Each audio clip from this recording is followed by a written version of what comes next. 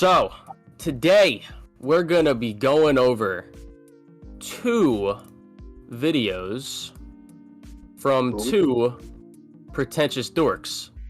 The thing that I learned a while ago that I constantly forget about is the power in forming your own opinion. In a world of constant For You pages and recommended tabs, it's easy to become one with the public consensus in a way, when in reality you're simply doing yourself a disservice by waiting for whatever outlet you like to give a review on something and having that be your sole reason behind the purchase. Not to say reviews aren't important, because they are, but it should be supplementary.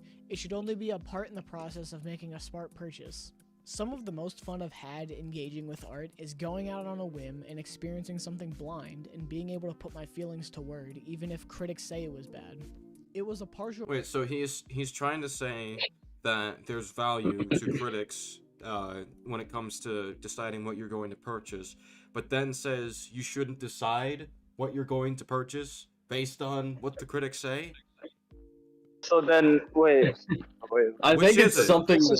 I Which think is it's it? something that's more nuanced than that. Well, this is what I love about people that say, well, why don't you play the game for yourself and decide if you like it? It's like, so you want me to buy every single game that comes out and then decide if I like it? Yeah. You want me to spend up to like $70 to $90 for a game I know Per is gonna game. be shit? Yeah.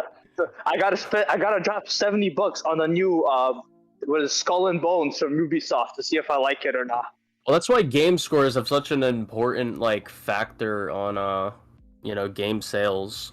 Because if it's getting really bad reviews, generally, then Like what they say about the game too.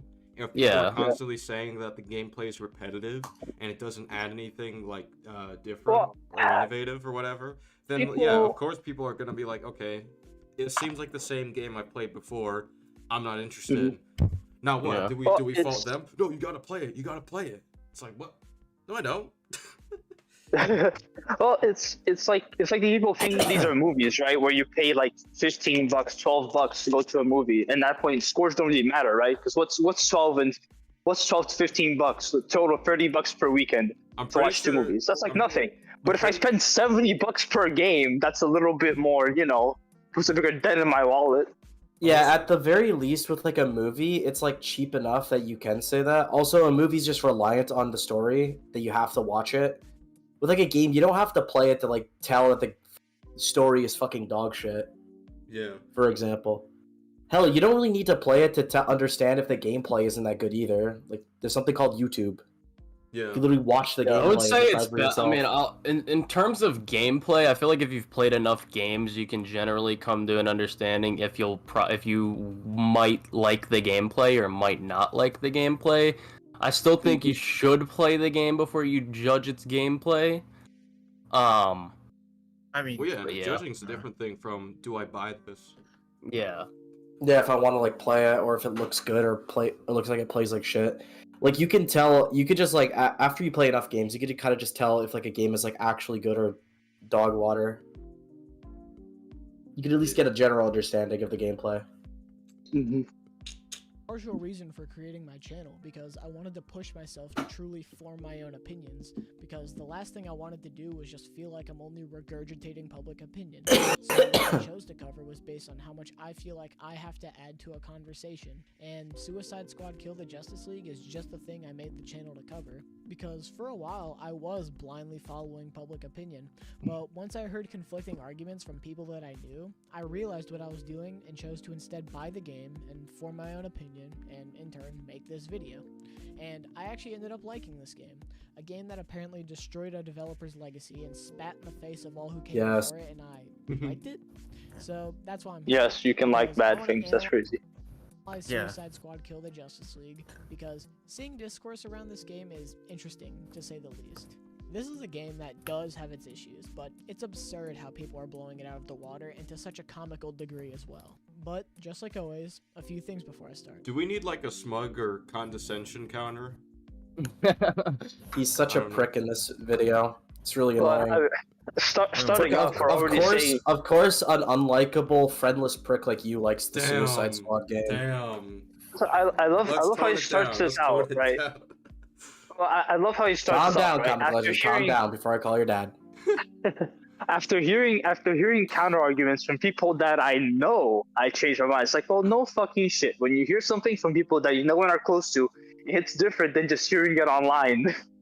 That's not a that does nothing. We got counters, you know.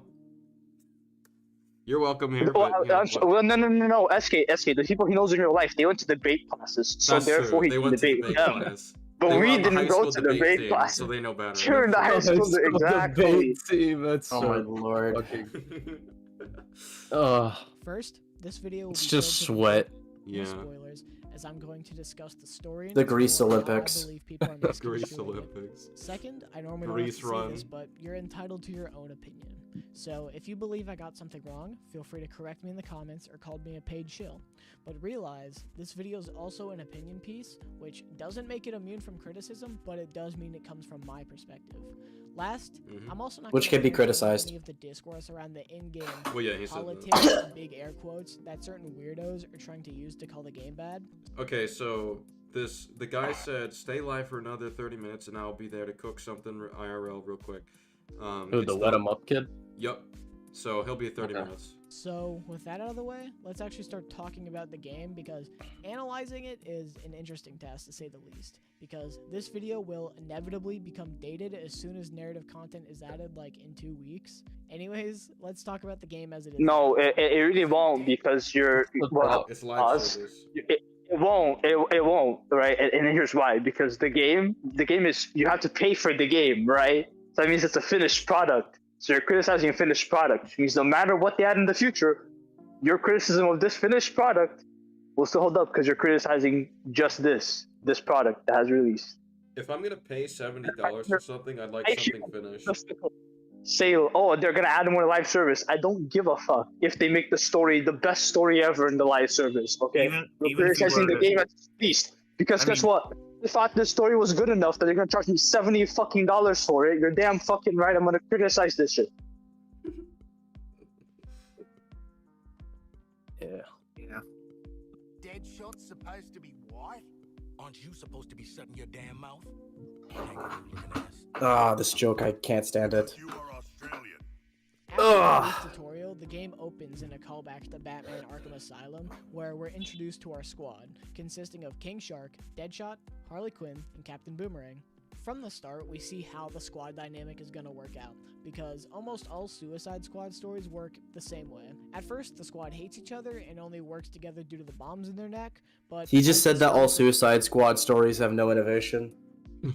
Yeah, I'm sure he's read. I'm sure he's read every single Suicide Squad that's ever. I mean, that's not how it worked in Justice League versus Suicide Squad, but okay. Damn. Squad learns An actual to good tolerate story, each by other the way. and even border on being called friends. Where is the Like I innovation? said, this is by no means a new dynamic. It works Wait, let's together listen due to this the real bonds quick. in their neck, Hang on. But as the Hold up. story progresses, the squad learns to tolerate each other and even border on being called friends. Where's that? scene? Where Where's is scene this where in they the become game? friends? Is this I the scene really- in the game? Yeah. Have you guys seen it? It's funny because their I haven't moment, seen the scene in the game. well, their quote unquote, like literally their attitude towards each other is a straight line in the story. They are they are literally like pretty much exactly the same. The only thing that changes is that they get more confident that they can beat the threats. That's the only thing that happens. Alan, they learned how to high five together. They learn how What'd to you high say? five. Did they? No, they didn't even. Oh yeah, sorry, they did high five. But I remember King Shark. Remember when King Shark was like, it was right before they go to fight Brainiac, right when they leave Lex's tower. I forget what he said, but it was like he tried to get them all to cheer on, and they're like, yeah, nope, we're not doing that. And it's like at the end of the game after they quote unquote just developed. Well, also, Captain Boomerang put the bomb in Ivy's head when she was a kid, which they got mad at, but that never gets resolved. He never shows any remorse doesn't get for it. resolved. Doesn't get resolved. It doesn't even lead into any conflict. It gets forgotten in the There's same no scene. consequences. There's no conflict for it at all. These characters are okay with harming children, but we're supposed to vote for them to beat the Justice League. It's ridiculous. Well, even ignoring the moral, there's also the fact that they didn't even try to like work together to like get away from Amanda Waller, who's like just using them. Like that was somewhat Yeah, they're explored. just using each other. They're not friends. There's no moment where they actually bond with one another. There's not that moment in this game. like I said, this is by no means a new dynamic. Especially It's such a generic thing to say too for growth because it's so safe and easy. It says like they grew to become a better team. It's like the reason you're saying that is because that's just the most easy thing you could even figure out because you can't actually like find any character arc with these characters at all. Yeah, like It's ridiculous. let me find a comparison. What about the Avengers? Like, Yeah, with, that's a good example. Yeah, because nobody the only goes the thing- first Avengers is about them becoming a good team. It's about like a lot of things with all these characters, learning different Yeah. lessons. Well, yeah, because they all have their own struggles that get fleshed out in some way or manner. These characters, they get like 3 minutes with their struggles, and it's just like What about on to the next Spider-Verse? thing. Into the They Spider-Verse. just, they just yeah. learned to grow into a team. Dude, people say that to praise the character writing, and that is like, no, that's very like minimal compared to everything else they've got going. Well, was like, TMNT's. I'd say the new TMNT movie is also a good example. So, all right, Batnik asks, SK, can you turn the video up? So here's the thing: this guy is so bad with audio that I'm at the highest, and that's why it's quiet. Me too. So that's his. Me fault. too. yeah. I actually exited to go to For my once, settings. this isn't SK's bad audio bouncing. I upped the volume to max on my phone, and I can still barely hear it on Watch Yeah, Together so and on. we're gonna have to like talk less when the video plays. We're gonna have to talk less. Yeah. Suicide Squad, but execution is everything, and the performances from everyone sells the dynamic. Samoa Joe delivers this almost wooden nature as King Shark in such a lovable way that bounces off the more cynical nature of the rest of the squad. Deadshot is the complete opposite of everyone. To himself, he seems like the only rational person in the squad. He's not crazy like Harley, he's not a massive shark thing, nor is he Australian. He's just an But he is assassin. stupid, just Yeah, like the rest of the squad. His recording shows, yeah, he's kind of an idiot. Yeah. Him. If Deadshot was the only sane, like non brain He dead wouldn't one even of the be group, here. it would He have been way better. More But they I don't mean, do this that. Deadshot literally isn't sane. He's an idiot. He's an idiot. Well, not I just mean, not just being an idiot. He has no like self-awareness for his own actions. Or self-control for that yeah. matter. Yeah, it's Yeah. And Honestly, guess what? No growth. Okay, so I'm gonna try lowering my Discord like output settings for this, and then seeing how that works for balancing the video. Thank you, Breezu or whatever his name is for making me do this, because you couldn't have good audio. Or not be disrespectful while talking about a game that pissed off a lot of people. Yeah. Mhm. Because, I mean, we'll see more of it, but it gets really smug and condescending. Thank you for the 279, C Drago. Take the mask off, SK. Yes. Trust me, you take don't the want him to mask do off. that. SK's See, face, Drago. SK's face is shaped like a Dorito. C Drago, It is. I think you're missing your apple slices. Alright? Is it a I school think you're night? short of some apple slices. I don't know what to tell you. Anyway, let's keep it going. Brings attention to this in the form of a gag, and later through a codec entry, we get a proper explanation. Kinda. Allow me to elaborate. Oh The my Deadshot God. we knew in the Arkham games isn't the same one as in Suicide Squad. Rather, it was thought to be an imposter who took on the mantle, but then it was kind of confirmed that it was a multiversal variant of Floyd Lawton. I like how he's doing this complicated explanation. It's like, yeah, it's almost like there's no reason to make it this complicated in the first place. It's just, yep. It's almost like they went up in high water just to change a character's race in Yeah. a pre-established series because they're fucking Yes. idiots. Like, I Because don't they understand. Calm down. wanted Let's to not match- call them idiots. They wanted to match the movie and the new comic. He's, by the way, he's like covering this through like obviously through like the story like chapter 1, like, you know, from the asylum and stuff. This is like an Argus recording. This is not even in the first part of the game. You don't know about Yeah. this. It's The very story doesn't even. important. The story goes out of its way to avoid answering this, by the way. So I just want to point that out. Mm-hmm. Like they Yeah, bring exactly. the story multiple times and it gets hand waved every time because the story does not want to answer. Yeah. No, instead we have to frame. Instead, we have to frame Jon Stewart as Space Force, the space cop, who's makes you go one of the good ones, right? God, can't believe that. one of the good It's ones. Maybe that's referring to him as a YouTuber. No. Confusing, to say the least, when the role of Deadshot easily just could have been a mantle or something to avoid confusion. No, they Instead could have of just the had admitted- Bloodsport. supposedly bad explanation we got, a lot of characters actually look different here than the ones that were in Arkham. I've seen a lot of complaints around this when it's really the most nothing complaint of all time in my opinion, because if you look across the Arkham series, no character has ever had a consistent face model. Okay, I'm not. This is a bad example. We just see him with the mask on. Look at Batman across all Take these the games. mask off, or Batman. the main example people are using, Harley Quinn.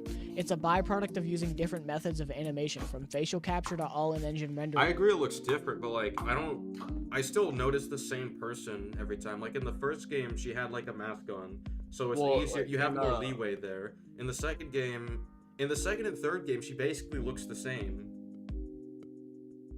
She like generally looks the same. What I She wanted looks to say extremely different in this game. It's weird. What I wanted to say was like I agree, like the character face change or whatever, it's like a nothing burger.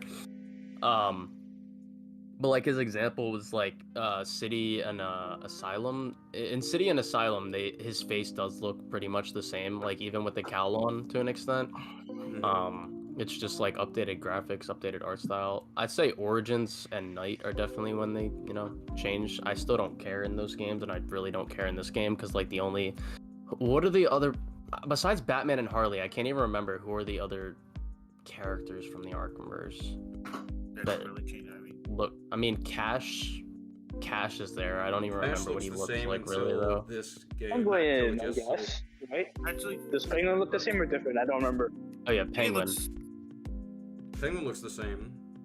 No, It looks the same. Well, I mean, it's like not even that, right? I'm sure that I'm assuming, right? Because I'm sure this. Phone call. They character assassinate Penguin's hairline. So in the first game, we see that he's bald, but he has like some hair behind his head. He's like in the balding phase. In Arkham Knight, he's fully bald, but then the character assassinated it, and now he has hair again. I will say in this game, he just looks like a fucking goblin. You ever watch Spiderwick Chronicles? You know the little goblins in that movie that get defeated by tomato sauce? That's what Penguin looks like.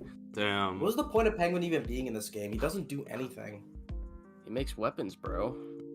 He makes anti-meta weapons. Which had Manhunt for that. No. Yeah.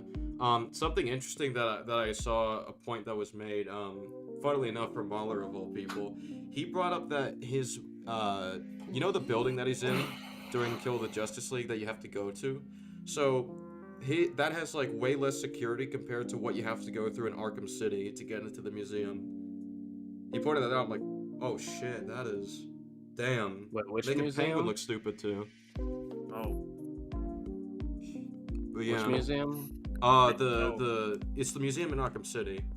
You know where that he's in. Penguin's like, I thought you were talking about the one that Batman's in. No, yeah, I'm talking about Arkham City. That had better security than whatever fucking garage he had, where he's the one at the front door, I guess, and not one of his goons. But That's so true. Even in Arkham Knight, he had like multiple bases. Exactly. Oh, Penguin's an idiot in this game. Series.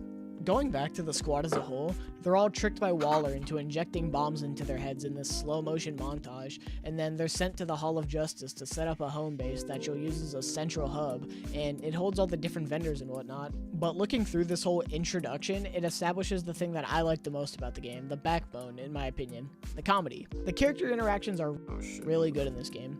For example, when you enter the Hall of Justice, King Shark sees these statues of the Justice League, and he says, "They're bigger than I expected." It's not this comedic genius that you would find in like a comedy special, but it's cute character moments like this that make me chuckle throughout the game, and it really elevates my enjoyment of the story. Through the character interactions, one of the earliest connections I was able to draw upon was, funnily enough, James Gunn's 2021 movie, The Suicide Squad. No. I found that the characters... I don't care. I genuinely don't care if you like the comedy in this game. I personally think it's shit and barely ever funny. But like, bro, comparing it to James Gunn's Suicide Squad movie, bro, even the 2016 movie had better comedy than this shit. I don't even care. Dude, the 2016 movie's really funny.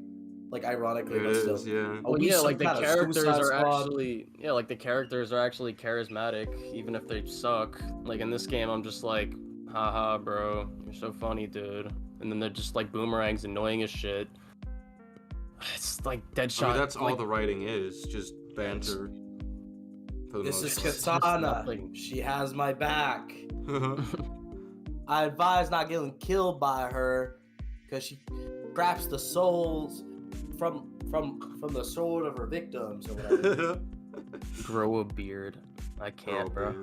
Characters acting in a similar way. Slipknot. He can climb anything. Granted, there's some differences, like King Shark isn't an idiot in the movie, and Harley isn't as psychotic as she is in the movie, but the game has this odd feeling of reminiscence, as if this is a continuation. Also, wait, he just said Harley isn't as psychotic as she is in the movie? No, she's worse here. Literally. She's more psychotic in this game. Yeah, at least in the movie she killed somebody who was going to kill babies. Yeah. Thing that we've seen. Well, she but did it's in this clear- game too, bro. I was setting that one up, dude. Absolutely not. I feel like I was able to draw upon this comparison because a lot of the comedy flow matches between the movie and the game, but they're both distinct in their own ways. It was more of a loose connection I made instead of something like an inspiration.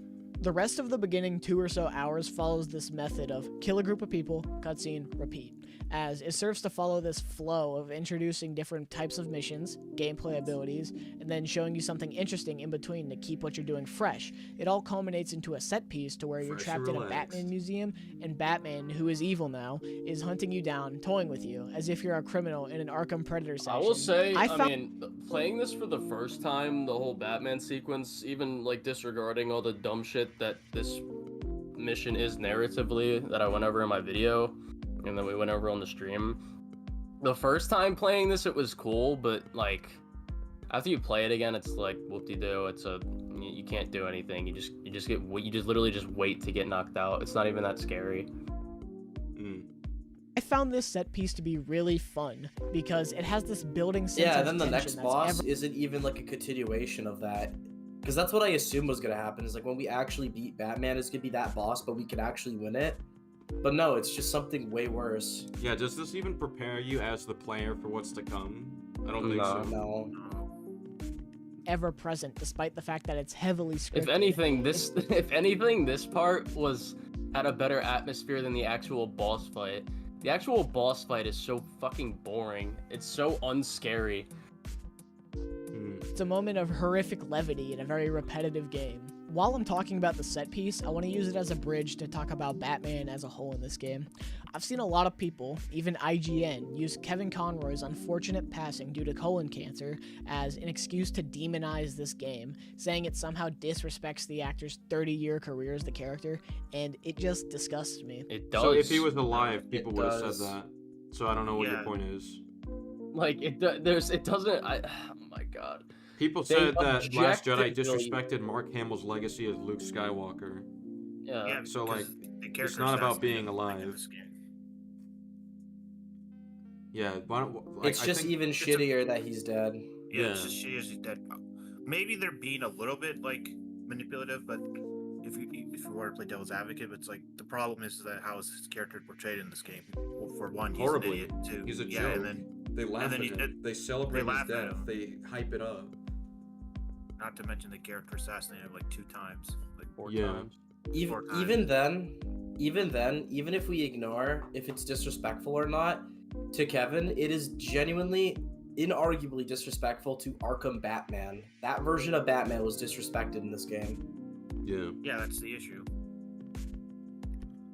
If you ever listen to the line delivery and the use of the character, you can tell that everyone. If anything, I don't involved like is the having argument people are trying to say like, oh well, Kevin was okay with it, so we should be okay with it. It's like, no, I don't care. It's just still likes to it's perf- still disrespectful. Okay, can people not comprehend Kevin just likes to perform as Batman? Like, why wouldn't he if he's given an opportunity to? That's why he was Batman in the live action Crisis on Infinite Earths.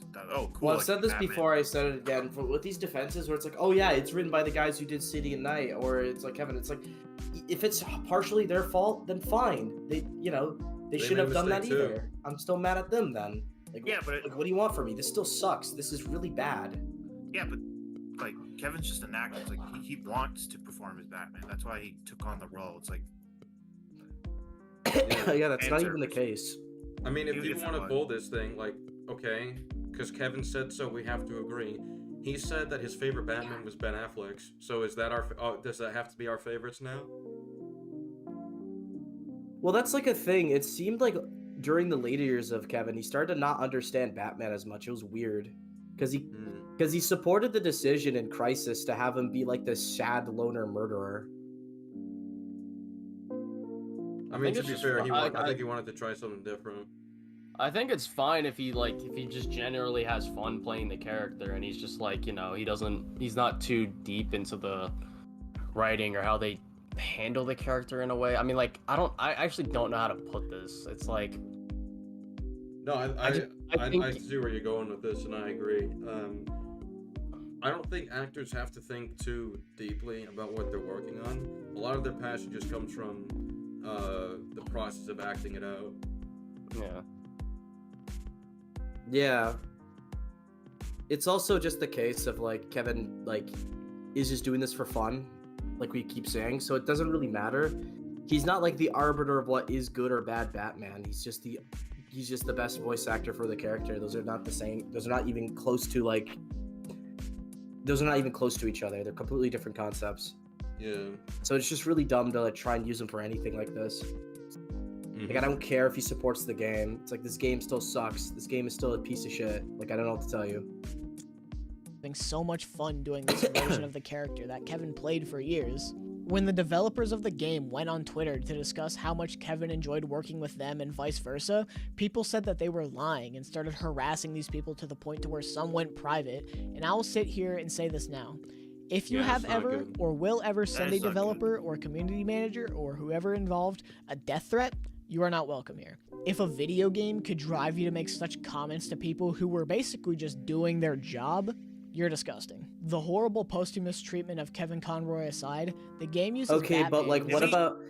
Here's my thing about the whole death threat thing that really pisses me off. Like, it's wrong and all that and bad, but not everybody's doing that. Like, there's people that are like, majority of the people don't do that. We just criticize this for being bad, and this happens all the time with projects like the Last Jedi, Last of Us 2. Just anytime something sucks ass, they use that card and then they just play the victim and then they just refuse to fix the thing that they destroyed. It's really annoying.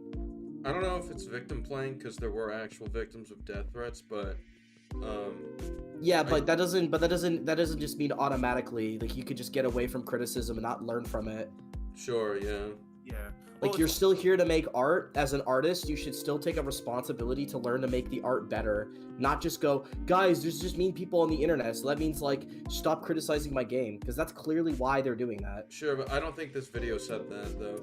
So we I'm just talking about a general concept. Oh, okay. Because I'm getting sick. I'm getting sick of this in just stuff in general. Whenever we just get, like, these catastrophe, like, dog water, smelly stories, and then people criticize it.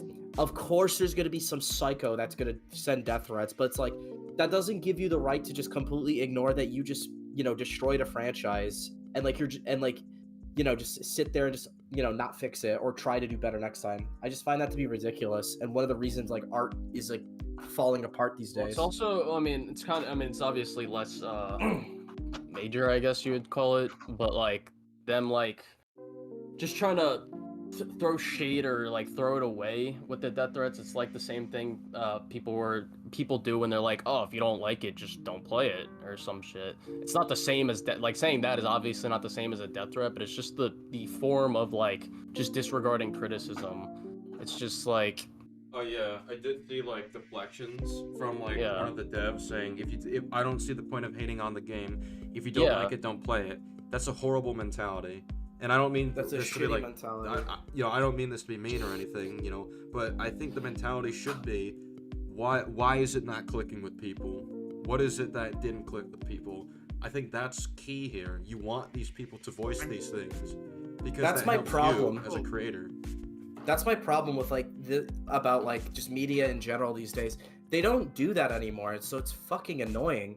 They, like, whenever we hear complaints about, like, franchises or like a game and then they make a sequel, they don't address the problem. They just don't listen. Well, and they don't care. I have an anomaly to point out to you. So you remember when the Sonic movie trailer came out and people hated the design and told them that? They're like, okay, well, yeah, then they fixed it, yeah. I understand your problem, we're gonna fix it. And then they fix it. And then we get like actual great movies from them. People love those movies now, yeah. Yeah. People like that Sonic movie. That. Okay, well, yeah. Not hated anymore. I lost my. Yeah, the point is, it's people were better with the face though. Like, yeah. Yeah. Well, that's the thing. Like, we need more of that these days. We all think the Suicide Squad sucks, and there's such an easy way to fix this that would make everybody way happier and respect Rocksteady, is if they just went on Twitter or something and unironically just announced, this is not canon to Arkham. That would have just fixed everything, but they're not going to do that because they're arrogant losers. It's ridiculous. Calm it down. I don't know what SK, you're bald. Well, I don't know what's in store for what's gonna happen. For how they're gonna handle the blowback. I bet they're not gonna decanonize it. I think they're probably just gonna ignore it and then just do something else to try to do, to try to win over fans. I think that's my guess. Yeah, because their pride and ego won't let them just admit they messed up and made a mistake. They can't just admit that they failed. It's really annoying. It's the same problem we have with Star Wars. Ever since The Last Jedi and the sequel trilogy, like, they won't admit that it was a failure. So to this day, Star Wars sucks, and it's really not good. To this day, I can't get into Star Wars because they won't just admit, we've ruined it here, we'll fix it. Yeah, it helps when you listen to the feedback. What are you disagreeing on, Colin? We're going through 2 videos that are like really condescending and like disrespectful, that are defending Suicide Squad Kill the Justice League. And any other disagreement, whether it's like one of my recent videos or just a gaming or comic book thing that you want to disagree about that I've said before, or SK has said before, or any of us have said before, you can come on just read the description, DM me. You can come on the stream and we can discuss. Great Necromancer just said, by the way, just don't call by from an unknown number, because if I knew your number, it would be a different story. Great Necromancer just said, by the way, the Justice League were clones all along, and they didn't just do it because fans are upset. So listen, I don't want to talk about clones and stuff, okay? I don't want to keep talking about clones. No. We can. Doesn't he mention the he clone does stuff? mention it. You know, actually, we'll save it for that because this is really easily such a fun refutable. way. He stalks you And for he's also intel throughout the condescending game, when and he over the says this comms shit about it. So he'll it's heckle like, you and comment about how you're you playing. weren't paying attention. It's like, shut the fuck up, dude. So much fun listening to Kevin Conroy. Earlier, what you said about like that developer. That's actually funny to say because 2 days ago, and there was a YouTuber making news about this. The player count has been dropping that's just adds further to the point that you should actually take criticism, not hide behind. I mean, I wouldn't say hide behind. It is harassment. Sorry. It's just, here, I can send you the you don't like it, don't play it, that sort of thing. Yeah, it's like, well, people are dropping the game, like on Steam. It's like been reportedly to 1,000. Yeah. Which is pretty bad. I mean, imagine how it's gonna be in a year. Oof. It's gonna get the Anthem treatment. That's what I think it's Great gonna happen. Necromancer said, like, there's literally an Easter egg hinting that the real Batman was returning. No, so that could easily be Calendar Man. I know what you're talking about. We don't know what that is. Or it could just be Joker for all we know. It could be Joker too. I don't know. We'll have to see. Conroy's Batman, the definitive Batman for many people, myself included, acting in such an over-the-top and evil way. It's not like, say, evil Superman where he's just an evil, like, dictator. This is just fun. Going back to the set piece for a moment, rewind it, as you saw in the because he made a whole point right there. comms, he'll heckle you and comment about how you're playing. Posthumous treatment of Kevin Conroy aside, the game uses Batman in such a fun way. He stalks you for intel throughout the game, and over the comms, he'll heckle you and comment about how you're playing. It's so much fun listening to Kevin Conroy's Batman, the definitive Batman for many people, myself included, acting and in there's such 2 an problems with over-the-top that. One, he doesn't make any attempt to try and switch to a different comms network so that the squad can't listen in, and he also doesn't try to hack into their comms, which is an issue. And also, if you have them know where they are, then your plot's over. You get the Green Lantern, you get Superman, Literally. you get the Flash, you're done. You get him. You get him, you're done. To be honest, with the Batmobile and Also, the Batwing. if we're talking about just interaction, I don't know. Maybe it's just because I played Arkham Knight recently. If we use like the Joker sequence, or even at the beginning with Commissioner Gordon, when he plays Commissioner Gordon, he sneaks up on you. Wouldn't you? That's what I was probably expecting from this game. Like throughout, as he's like interacting with you on the comms, he might like I don't know, surprise That'd be more attack you or interesting. something. That would be more interesting. And more scary too. Like I don't enjoy the Batman listening on the comms thing because he's a moron while he's doing it. Yeah. Like I don't want Batman talking in my ear if he's just being an idiot. I want him, yeah. I'd rather have it like Arkham Knight, where he's like he either sneaks up on you, maybe like this is a surprise attack throughout the game, because he's clearly like stalking you. Yeah, Instead he's- crazy. But the That's thing about Arkham Arkham, yeah, but Batman. the thing about Arkham Knight is, as I explained in the video or my most recent one, it's like he wants Batman to suffer. He doesn't just have an immediate reason to just kill him right there on the spot. Whereas with the Justice League, it's like, why are they not killing the Suicide Squad? Goodbye. Goodbye. An evil way. It's not like, say, evil Superman where he's just an evil, like, dictator. This is just fun. Going back to the set piece for a moment, as you saw in the gameplay, everyone is taken out by Batman one by one, and at the end of the set piece, we're taken to the ground as Batman, or what we think is Batman. He's towering above us with a gun, and any fan of the character will know something is off, because Batman's #1 rule is no guns. It's a core part of his character, and any good adaptation understands that Batman, a man who in his own head refers to himself as Batman, would never come close to using a gun. My favorite example comes from Batman Beyond. At first, we see an older Bruce who is pushing himself physically every time he fights even a basic criminal. It gets so bad that, in an act of weakness and defeat, he pulls out a gun. He doesn't shoot it, but the image of Batman holding a gun is enough to scare off the criminal, and in turn, Bruce retires shortly after, because if he stooped low enough to even think about using a gun, he's no longer fit to be Batman. So, to see Batman pull the trigger and almost kill Harley and fail only because of the Flash should be enough to know that something is very clearly wrong, and it's more than just brainwashing. Blatantly No, obvious. it's not. The reason he doesn't use guns is because he doesn't kill. So he's willing to kill now, so he's using guns. And in regards to the other thing you said, what was it? Fuck, it was the And in turn, Bruce retires shortly after, because if he stooped low enough to even think about using a gun, he's no longer fit to be Batman. He was saying that the squad only survived because Flash saved Harley or whatever. They still shouldn't have survived that. Yeah. So There's no reason Batman doesn't just kill them. Exactly. You can literally pick up your gun again, shoot Harley, snap her neck, do something. Yeah, exactly. And then trigger and or Tell you that can the Zod snapped neck. Harley and fail only because of the Flash should be enough to know that something is I gotta very pee, I'll be right clearly back. wrong, and it's more than just brainwashing. Blatantly obvious clues like this are scattered throughout the story, Blatantly but they seem to obvious have gone clues. Damn.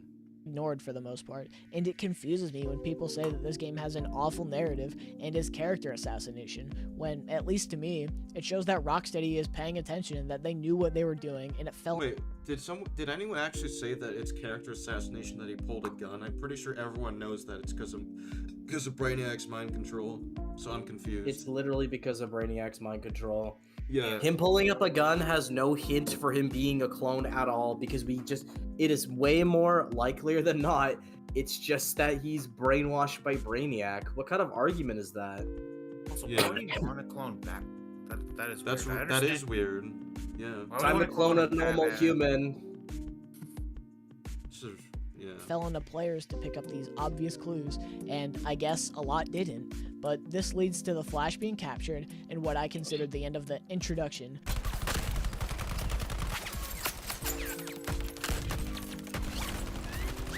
What is happening?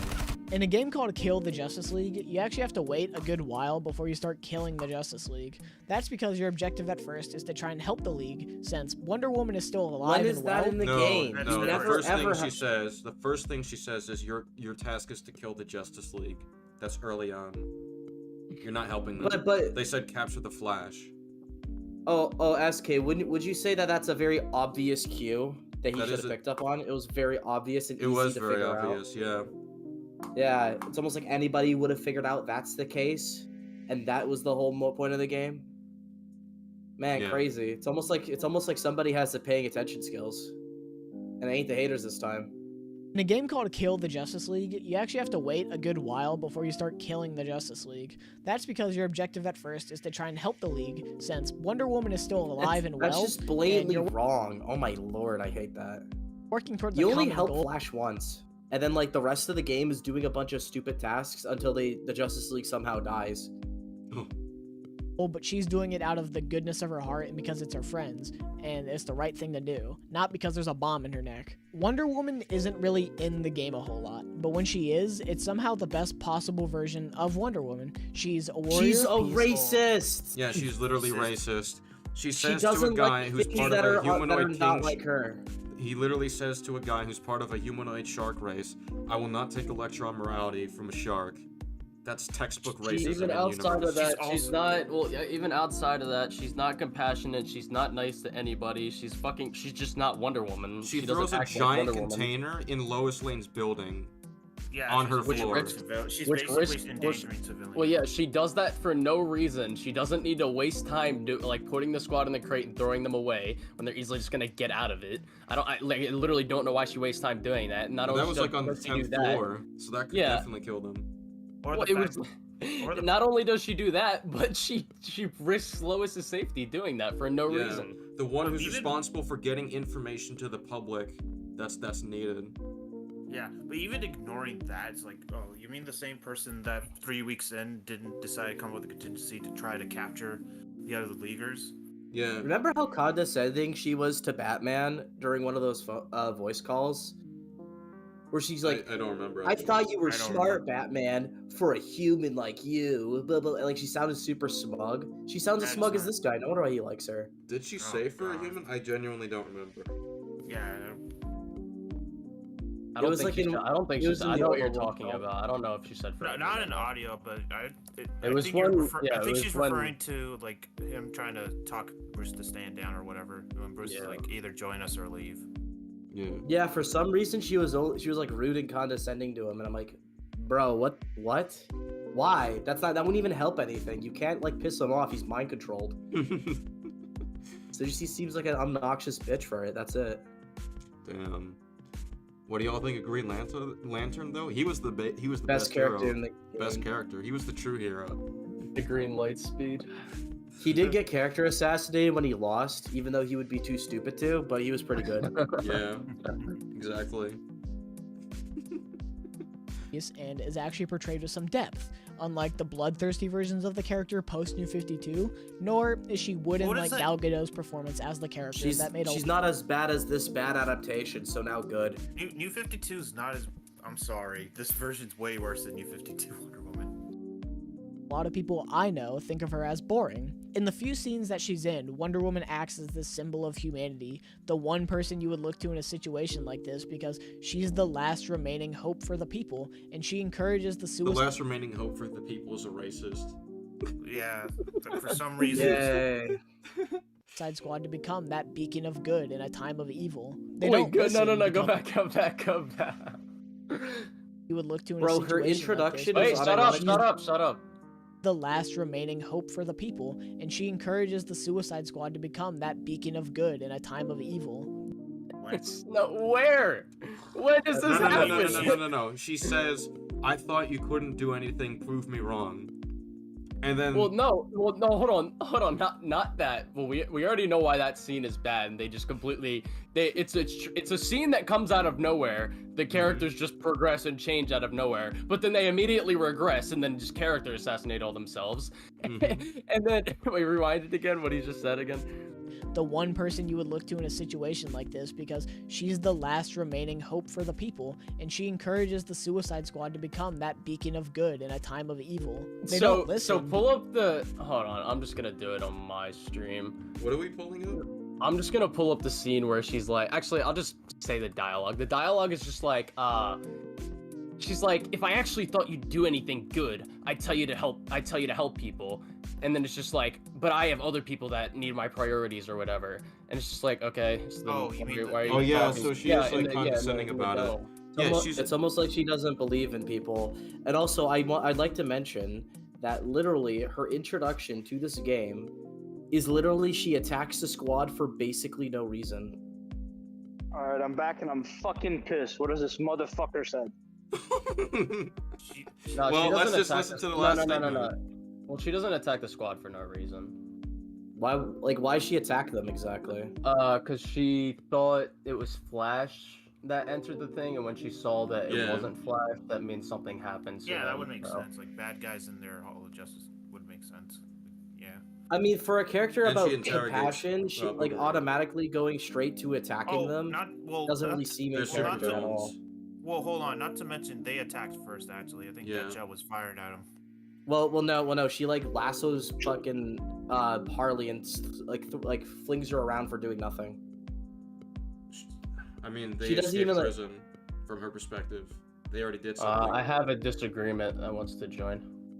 Oh, okay. Yeah, just when we Bro, can that get hope him is in. fucking stupid. I need to let some anger out. Yeah, just listen to this real quick, Chronos. Let's just listen. You would look to in a situation like this because she's the last remaining hope for the people, and she encourages the Suicide Squad to become that beacon of good in a time.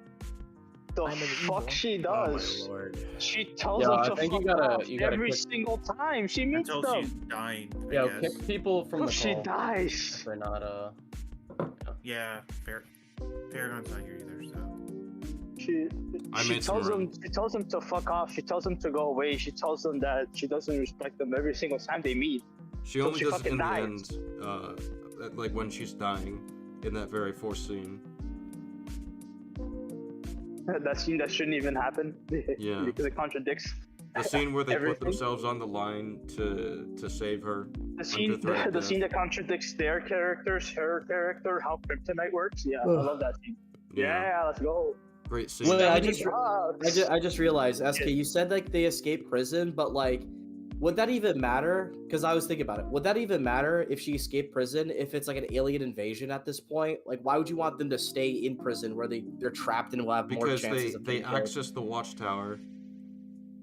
No, they access the Hall of Justice where all Hall their of secret Justice, all yeah. their like tech is Yeah, at. That's their And base. their all their weapons. different shit. I mean, All Liam. the other tech and All right, shit. I'm adding the person of the call. I mean, Alright. it would. Well, yeah, it'd be a lot worse with an alien invasion going on, and these like bad guys got access to weapons and stuff. Let's keep it going. They don't listen because they're the Suicide Squad, but I really like the idea of her pushing them to try and be better. Then what's the point? No, What's she the point of that doesn't. payoff then if they don't listen? Why is that scene matter? Goodbye. Hey, Listen, SK, listen. SK, it doesn't. Nothing in this game's story matters. Cause fuck Yeah. it. I briefly mentioned the Flash earlier in the Batman Museum, and he was still good at that point in the game too, but ever since the museum, he got captured by Batman and now has turned evil. He starts messing with the squad periodically, and in one mission, he even takes off Captain Boomerang's clothes and he has to walk around in his Flash. Yo, Gator, Gator, I don't know if you're a troll. Sorry, someone in my chat. Gator, I don't know if you're a troll, but you've been talking a lot of shit the past couple days and the last stream, but you're not joining the calls, pimpin'. Come on the stream, pimpin'. We're offering you friendship. We're all feeling fresh and relaxed, except for me. I'm fucking pissed. Join the stream. Did you get disagreement? Did you get your disagreement from a gumball machine? Damn, that was tiny. It's kind of cute. I like it. But the main thing that the Flash does is that he puts Lex Luthor, who the squad needs in order to defeat the League, in a box, and the squad is has to stupid. save him. But Why when they did do, he do it's that? Because he's stupid. not the win that they expected. As Lex is showing off his anti-Flash technology, Flash just straight up rips his heart out, and then Wonder Woman commands Flash to tell her how to save the League. Why and doesn't he do Flash the same thing simply in the answers squad? with, "You have to kill us, Diana." You can see the horror in her face due to the excellent facial animation the game has. In this man's Hang Flash on, to I tell wanna her how show to something. save the League. And You Flash know you simply can also answers see on the with, face. "You You have know to you kill can us, also see on Diana." Just the wait, face. just You wait, can see just the wait. facial animation. Is this a clone right here? Is this a clone? Yeah, it's a call. Wow. You can see the Yeah, brainwashing receding. Is it He a goes call? from you can't stop it to you have to kill us to stop it. So Look he on his face, believed look on his under face. mind control that you can't stop it. But now that he's back to Barry Allen, he's able to think differently, Plus, and now he look- realizes, look at his okay, face. I have a solution to it. You have to kill us. And look at his face. Okay, right but there. in fairness, his face. FK, it would be a good explanation to fix the Lucas plot hole. If Lucas was a clone, it would explain that he was smart enough to lose against the true. Suicide Squad. That's true. Look, Yeah. look at his face too. He wants to talk about facial animations. Look at this facial animation. You can literally see the brainwashing receding. Yeah. His eyes go back to normal. This is Barry. This is Barry. Proceeding bear brainwash. Gator, you're not gonna be disrespected, bro. You saw what's his name? I mean, Colin did call somebody a kid one time, so I don't know. No, Colin, you can't give him false hope like that. If you disrespect us first, then. I'm ready. How do I It's join? true, right? Oh yeah, just send me wait. I'll just send you, Mr. Solid. I'll send you a friend request on Discord, and accept it, so I can add you to the call. It's the guy who DM'd us both. That's okay. Alrighty. Oh, he's ready. I still find it really mind blowing that Batman was able to like just beat up the Flash. I find that just really funny. You have to kill us, Diana. You can see the horror in her face. I like how he's just like excellent facial I like how he's like summarizing it without clearly forget misleading. Like he's basically missing like God damn it, living out the information that like how Luthor got caught by the Flash in the first place. Like Yeah, and how his Speed Force the medicine. yeah, I'm assuming you guys already watched this video. Does he like? I haven't. I have. I have. Let's just see. I think SK and Comic Collection are the ones that have. Just watch. I'm just gonna let it play out. animation the game has, and this led some people to confusion. If this really is a fake Justice League, why is it that when using the lasso of truth, Barry says that they have to kill them instead of explaining that they're clones? That would make more sense, right? Because the lasso So of you're truth... saying he lied under the lasso of truth? That's what you're telling me. Yeah, he which lied makes under sense. We don't know yet. He lied. So This stupid. makes it Let's see. really Let's see. good. He's literally defeating his own clone argument. I know. He did the work for us. Let's So see. stupid. Let's see. I haven't seen this yet, and he hasn't said anything. You brought the bullshit into the light. We make a great team. Truth would command that. Well, I don't believe it's that simple. I don't think it's directly addressed within the game. My guess is that Brainiac prepared for this because he's I thought it was conquered obvious Calicer. that they're clones, but you have to go with subjectivity that you just don't believe that that's the way it is, even though Yeah, It's it's and obvious easily that they're assumed clones, to so be. you have to use something that isn't explored in the game, and by your admission. You have to just literally express an opinion, even though you said it's obvious that they're clones, when you're Yeah. literally where's the don't have a obvious clues? canon answer for fucking this, which literally destroys the entire clone theory. Yeah. Well, I brought this I up mean, when we also- initially. I brought this up before, and I keep bringing it up, and I'm going to keep bringing it up. If he can make clones that fast, why are there not 20 Green Lanterns, 20 Flashes, 20 Batmen? Like, why are they not here? I'm if he assuming. can clone the Green Lantern assuming ring, why maybe- doesn't everyone have Green Lantern rings? Well, that's the thing. You I'm don't even have to assuming- clone I'm Green assuming- Lantern. You could just clone his ring. I'm Yeah. assuming Yeah. that maybe. I'm assuming that maybe it just takes time to like recreate the clones or whatever. And you Didn't only take have him enough too for one of long. each. 3 weeks It ago, didn't- they did the yeah, it invasion, and it took him No, I have a no. question. If Flash is a clone, then he literally made Flash in like a couple No, hours. no, not even that. I have another, Well, yeah, that's another thing I just thought of. So they say that the Flash, like the Flash that got his thumb cut off, right? That obviously was the real Flash, and then the clone has his thumb. But then why doesn't he just? What happened to the real Flash? Wait. Like, does he? Why does he still? Oh why my does he God. still need? Oh my god. Why does he still Holy need the real shit. Justice League? Guys, right? I Like, just he found a doesn't bigger need problem. them to make I a just found clone. a bigger Hold up. problem. So, Brainiac supposedly prepared for this if they get taken under the lasso of truth. You know what that fucking means? Hey Barry, how do I stop this? Diana, come to the ship. There's an object there that you need to grab, or whatever. Come up with a fucking Yeah, lie wait. and bring them there. Diana, Yeah, why come would to he- the ship. It's disagreement day. Come to the ship. Yeah. Well, that's how Lucas got infected. And if you want to in say this that's a game. lie, you just implied that that he can make them say bullshit under the lasso of truth. You just Well, implied. like, it was Wait. just magic. They can lead. No, not well. Fuck. Well, first of all, I love how you pointed to Wonder Woman's facial model or whatever. Look at the anguish, and it doesn't point out that Barry's facial model. You can literally see that Brainiac's influence is receding because his face starts going back to normal and his eyes go back to Unless normal. he faked that. Unless he faked that somehow. He faked that. Yeah, he faked that somehow. So he just ignored that. Fucking real, Wait, real, Kronos, if he real can nice of fake this it, guy. then why doesn't he have Superman pretend he's under control? Or Green Lantern pretend he's under control? Have another clone pretend they're under control? And fake. Oh my god, this is getting worse. No. Well, I mean, I don't think he'd say he's faking it. I think he just ignored it because he realized. I'm just saying if he says that, because that's the only way you can get out of this. I just think he's intellectually dishonest, and so that's why he didn't cover it. But also, if well, I agree with Kronos. He could lead her into a trap, but he doesn't. Exactly. She could have on Superman and then have Superman lead her into a trap. You can headcanon this all you want. We're just gonna find more problems. I'm sorry, but this story is just broken on like a fractal level. At every conceivable level, this story doesn't hold up. Mm-hmm. Earths. It's such a terrible story. Prepare so the clones are variants. It's like trying to plant a new tree on a program to not know that they're clones, or at least programmed to actually know how to stop them. So they believe we just got error. So the clones, if it's that simple. I don't think it's directly addressed within the game. My guess is that Brainiac My guess, but it's obvious, but okay. Prepared for this because he's conquered countless Earths. He's had time to prepare, so the clones or variants or whatever he uses are most likely programmed to not know that they're clones, or at least programmed to actually know how to stop them. So they believe that, we just gotta die. It's a stupid reason, but it's better than no reason. It's a reason that you just made up. It's a reason. The only reason he can make up is a stupid reason. It's obvious, but I gotta make up a stupid reason for it to be obvious. Yeah, oh my god. It's obvious, but I had to make it up, and it's stupid, but it's obvious, so it's obviously stupid. Where you're is right. the shower? Where's the shower? No, Liam, that comes with multiple fucking implications. Multiple fucking implications. Shut the fuck up. That comes with multiple implications. Alright, wait, what are you talking about? Alright. I don't know, listen.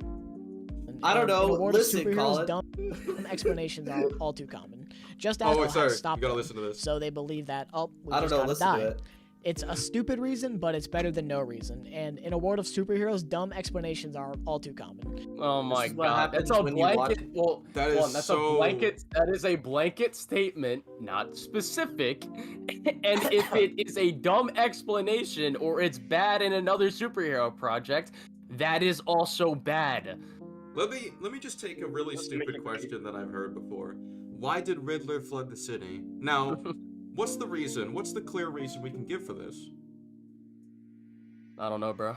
Why did he flood the city? No, like for real. What's the reason we would give if someone were to say, why did Riddler flood the city? That's a problem. Because he was trying to, he knew Gotham was too corrupt and he just wanted to get rid of it. Yeah, he wanted to destroy Gotham because he thought it was too far gone and couldn't be saved.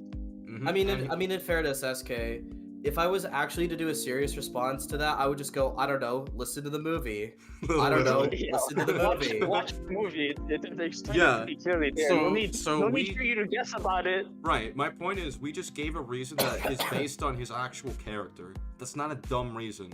The killing the Justice League part of Kill the Justice League is pretty anticlimactic in the sense of gameplay. Rocksteady has never really been good at boss fights, in my opinion, with a few exceptions, of course, but for the most part, the game's Okay, yeah, I agree. Boss fights aren't probably like the best thing ever, but at least they made somewhat logical sense.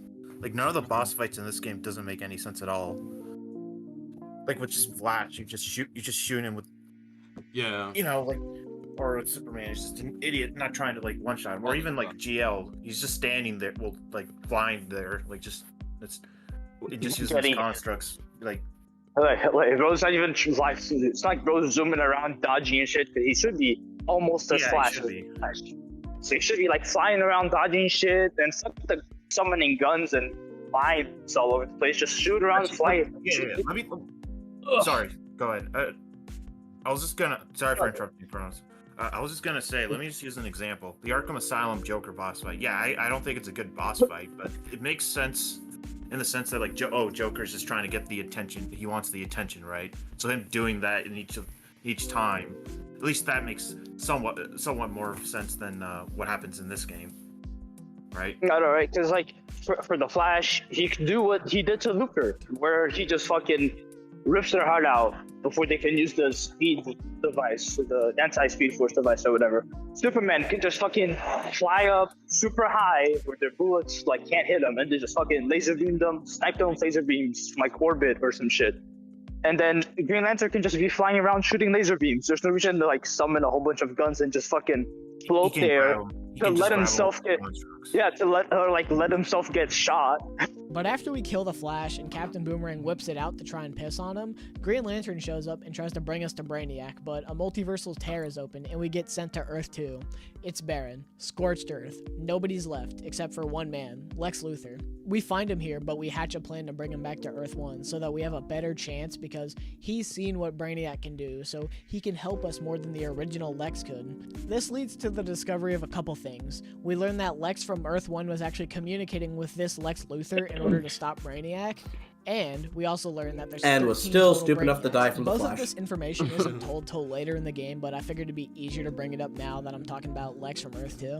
Having a multiversal twist is something that a lot of people have grown tired of, since Marvel movies have been using it for a minute now, but it's a classic DC twist, and I'm personally fine with it, because DC were really the first to use the multiverse, and it started back in like 1961 when Flash made an alternate universe version of himself, and at this point DC was already messing with the multiverse, and it's all too common nowadays. They're almost inseparable. Where Marvel Comics will sparingly use the multiverse, DC has a new multiversal threat like every 4 years that resets the timeline.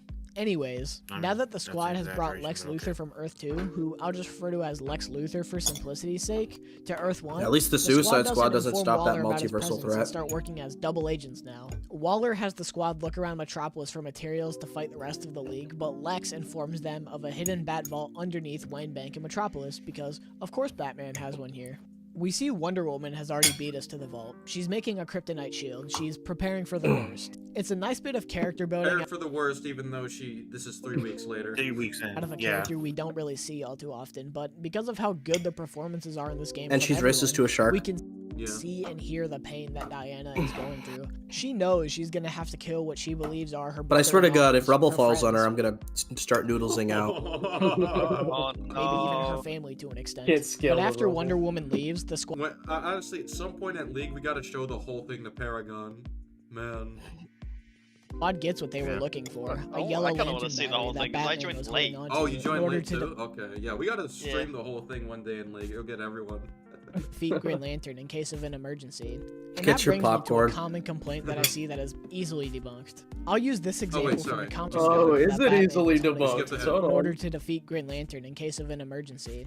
And that brings me to a common complaint that I see that is easily debunked. I'll use this example from the comment section of a recent video by a friend of the channel, Bonsai Boy Gaming.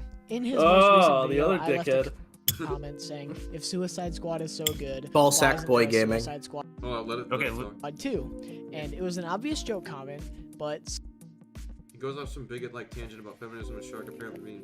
What? somebody replied to my comment and then goes off on Oh, me. I don't care He about proceeds this. to tell me This about how guy's the game clearly is a bad moron. and all the reasons to do so, while the starting the commenter. comment with, I didn't play the game. Like but noodles? I specifically want to bring attention to one detail that he talks about. He chooses to entertain the idea of how can these normal people defeat gods? And there's a simple answer that a lot of people seem to forget. Tower of Babel. For those unaware, Shut it's a famous up! Justice League of America. That's Tower not of what Baby. that story is. That's not This what is it not- is. I'm confused. Whatever. I mean, from what I can tell, from what I know about Suicide Squad, they don't really implement anything from Tower of Babel. Tower of Baby. Yeah. Tower of Batman's baby Tower of contingency brains. Sweet plans for Baby. Everyone in the Justice League. Tower of and Sweet to Baby. defeat them. The purpose of the comic was to highlight Batman's insecurities in his friends, and to also highlight how Batman became kind of overpowered around that era in comic books before the New 52. But the game He's is merely overpowered that using he this needs to idea make that is plans to presented beat up in the book characters. to do the exact same thing. But here we use it to kill what we believe is the Justice League instead of just We defeating them. don't use the that's the- Okay. Oh my god. One, we don't even really use the Babel plans, or even what Batman, how specifically to use them. Even Batman's own contingency is fucking stupid, but I already went over that in my video, and we'll probably get to it later in this video. I don't remember if it's in this video. But the countermeasures that they use against Flash and Green Lantern are still stupid. They don't make sense. Yeah. Yeah, it's like one is just okay. If he makes contact with you, he'll fly back because the anti-speed force thing. The other just like is able to break his constructs. Doesn't really stop him from using his constructs and then. Exactly. It's the simplest possible answer. When you go deeper, there's still many layers to the point. Like, these are still All right, gods among men, so... Let me pause for a second. I just since you brought up Tower of Babel, let's use Tower of Babel in the comics. Like, how Batman would deal with like Kyle Rayner, the Green Lantern. He would just prevent him from seeing, which would prevent him like from properly using his powers. Like that's what the villains do in the comic. Basically, that makes a lot more sense than he can just somehow possibly break his constructs, which doesn't really stop his constructs from just using more constructs or just using it in a unique manner versus preventing him from using his powers. That makes a lot more sense. I really don't get why people are trying to say this is exactly like Tower of Babel. Tower of Bumbling Baby. Neo Arcadia said, "SK, I'm begging you to never take the stream down. I need to see this. This is never going down. This is staying up forever. Yeah. This is gold. Why would I throw away gold?" You can't kill them physically. Yeah, this was a fucking sequel trilogy version of a Lucas argument.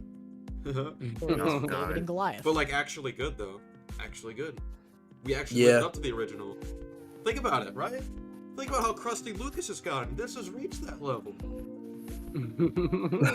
These are stories that have protagonists going against unbeatable odds. Well, it doesn't have the boundless stupidity yet, which is sad. That's true, but maybe we'll get there. Maybe we'll get there. He's still growing. Yeah. People of only superhero stories, but stories in general. Unbeatable odds that our protagonists manage to beat is commonplace. Within the same comment, he also mentions how this isn't a real story of human willpower. This video can't get me bad, bro. It just can't after what happened. After what happened, it just can't. Well, let's test that. Let's test that. Why not? Why not? Evil. But the thing about that is that bad people coming together to do good isn't a new thing. It's a trope that's very old within literature itself, and so there's no innovation. Basically. No innovation. I do want to mention, because I remember before this stream, Colin and I talked about, hey, I wonder what, for this stream today, what are the new quotes? What are the new memes that are going to come from this? It's more than we dreamed of. It's like we opened a loot box and got a legendary weapon for fucking $1. Exactly. And Lucas would be proud. He would. Concept of the Suicide Squad. This game is by no means reinventing the wheel, don't get that confused, but it's about on par with Rocksteady's other outings, but for some reason, a lot of elements of literature Shut up. overlooked. Stop talking. Never speak. You're not allowed to get... No.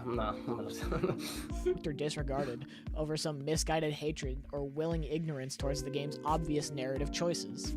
Obvious narrative choices. Let's keep that in mind. Obvious narrative choices. Finding the Yellow Lantern battery does lead up to a Green Lantern fight, and it's probably my favorite fight in the game. I couldn't explain. Oh, I wonder why.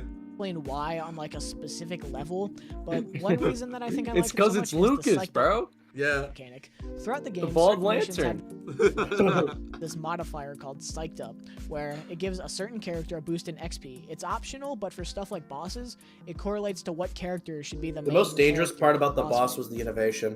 That's true. For example, Deadshot is the Psyched Up character, and it highlights the dynamic that the game. I mean, his power is literally creating construct. He has the power of innovation. Yeah, it's so perfect. Green Lantern and Deadshot, they're rivals. It's essentially something that the game just made up. It's not really in comics, but he uses his Green Lantern ring to make the Spider Combat Arena. He makes all the 3D animations with it. Because it just feels so well written, in my opinion. That's how he captures mocap. The dynamic that they had. And Green Lantern just has the best build-up for any boss in the game because he's the biggest pain in the ass for the squad as a whole. So he feels. No, he's not, because he doesn't do shit. With that implied history with Dead. Did you get that from a gumball machine? Oh, wait, let's hear him talk about the implied history of a Deadshot, the one and it's encounter. Something that Batman just doesn't really have. The reason I think the Batman dynamic doesn't really work is because we saw his story end. There isn't an implied history with Harley. There is history. We know what the history looks like, but it doesn't feel like the right history that we experienced in Arkham. I feel like the game would have been better off excluding Batman. I don't write games for a reason. I'm not experienced. I mean, that would be a but I big- feel like Aquaman would have been a better choice. That would be a since big relief. You could have given that same implied background that Deadshot and Green Lantern have with King Shark and Aquaman. It would have been a lot more fun to have another foil for a character like that because we don't need Batman as a foil for Harley. She's a wild card. She would have been here anyways without Batman. Just look at most other interpretations of the Squad. Because we saw Batman's story end, it feels kind of forced that he's here. Maybe Rocksteady thought there would be a larger public outcry if Batman was excluded compared to what we got. I don't really know. Again, I'm not a writer. But I'll touch on Batman and Harley's dynamic when I get to their boss fight. Wonder why it's not going in. Superman, why'd you stop the missile? You're supposed to be... Oh no! He's bad too! After Green... I will mention, Superman would stop that missile regardless. He's not gonna nuke a city where there's people in it. Like, I don't think that him stopping it in itself should be like, whoa, why are you doing that? It's like, he would do that. Lantern is killed, we get a lot of information in the span of one cutscene. The first thing we get is yet another obvious clue that this is not the real Justice League. King Shark The obvious clue that creates a massive plot hole. I know we've had a lot of chapters in between, but earlier we've established that this person had to come up with a stupid reason. Like, he admitted it was a stupid reason to justify the Flash thing. So, Green Lantern's ring, and he tries putting it on his ring finger. It doesn't fit. Then, he puts it on his pinky finger, and it slightly fits enough to where the ring is usable. He then summons a giant shark to break the surrounding shield on Brainiac's ship. Within this short span of time, we see 3 things that are wrong. First, the ring should automatically adjust to the wearer's hand. How else do all these different aliens wear the ring? Also, the ring would fly away as soon as John died and find the next worthy wearer. It's not just going to sit there until King Shark puts it on, and then it eventually falls in the ocean. It doesn't even move. It's not a real ring. Even if this was a real ring, King Shark is not worthy to wear the ring, so when he put it on, it would have attacked him with hallucinations until he took it off or died. But instead, he goes mad with power and almost kills the Squad as a whole. That's just an adaptation. That is adaptation. And I'm looking at this, it's like, okay, so you're saying that he can replicate this ring for his army to use, and he just doesn't. Wouldn't happen. This is clearly a fake ring for a fake Green Lantern. This is the second most obvious clue that the game gives you, and it's a pretty obvious one because the cutscene really does focus on it. Wait, so it's a fake Green Lantern. Why doesn't it work with King Shark then? It's fake. Yeah. Only rivaled for most obvious clue by the one that happens literally 10 minutes later. But after a hole is punctured in the shield to the ship by King Shark's shark, we see a nuke being sent towards the ship with no regard for how the Squad will end up in true Waller fashion. Superman then catches the nuke and throws it somewhere else, and then he's attacked by Wonder Woman. This is the start of the end of the story, in my opinion, because at this point, it's just event after event with little break in between. Literally right after that, we have to help escort Waller back to the Hall of Justice because she got attacked while she was out on a convoy, and we see Wonder Woman and Superman go back and forth, and it eventually culminates into a last-ditch effort by Wonder Woman to stab Superman in the chest with a whole shard of kryptonite. This doesn't kill him. It only looks like it hurt a bit. If you watch the scene and still think we are killing the real Justice League, you were not paying attention. You do realize he stopped shooting lasers because the kryptonite was used? It just touched him? Kryptonite. Yeah, it's still weak to it. Because even the smallest dose of kryptonite weakens Superman, so a whole shard going through... So, Batman in The Dark Knight Rises, when he sends the nuke over the bay, that was a fake Batman. That was a clone that we saw. Because there's no way he would have survived that. That's my proof. I mean, that's actually what happens in the movie. No, alright, we'll talk about it later then. I thought he did jump out of the thing. He didn't, because we see him in the cockpit after. Just immediately. Lex even brings this up, saying it's because Brainiac changed his DNA to be more immune to kryptonite. That doesn't make him a clone. You can change someone's DNA without... Dude, when you get bitten by a radioactive spider in the Marvel Universe, your DNA... We don't even need to use comparison. We literally are told in the game that Brainiac changed their DNA. Yeah. Clearly not the real Superman, and it's the biggest giveaway of all time. No, it's not. Yet some still think Rocksteady, who have been making DC games for 15 years, don't know about the characters they're using on a fundamental level. They don't. Yes, Again, they don't. Clearly not in this They are different writers. Also, they're not perfect. Bane wasn't great in the Arkham games, except for Origins. Bane wasn't great. I mean, Origins Penguin... was Rocksteady, it was WB Montreal. Oh, right. Penguin was a good, entertaining character, But it's he's not a good- fundamentally a misunderstanding of the character Penguin. At least we got a good character, though. We don't have good characters here. Yeah. The story does have its issues, but this is not one Yes, of it them. is. After we see Wonder Woman get turned to literal ash, Lex Luthor comes up with a plan to capture Batman and use him to develop a countermeasure against Superman because Kryptonite clearly We're just watching the video. We're just finishing it up. is not effective. The pacing of the story in the final act really does feel rushed.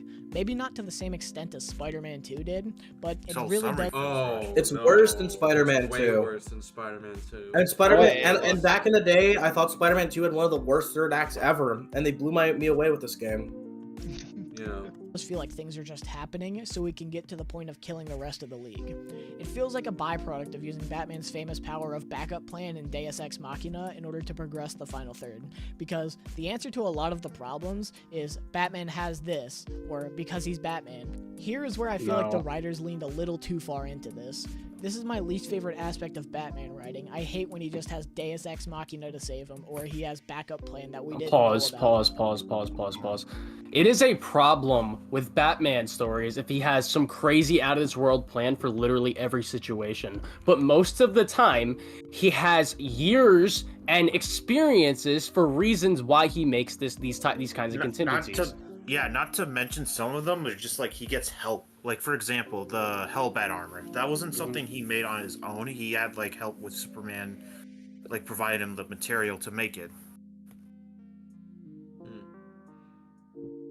And plus, it's not like his contingencies are 100% going to work. Yeah, He was going to find a way around it. Yeah, here's another. Yeah, or villains. Yeah, or villains. Or like for example, in Forever Evil, he had a contingency against Green Lantern. He had like a Yellow Lantern ring to use. It wasn't as effective because it's like he had inner conflict with himself. He can't use willpower and fear at the same time. So, yeah. Well, can I just bring up that the Arkham games never have this? Yeah.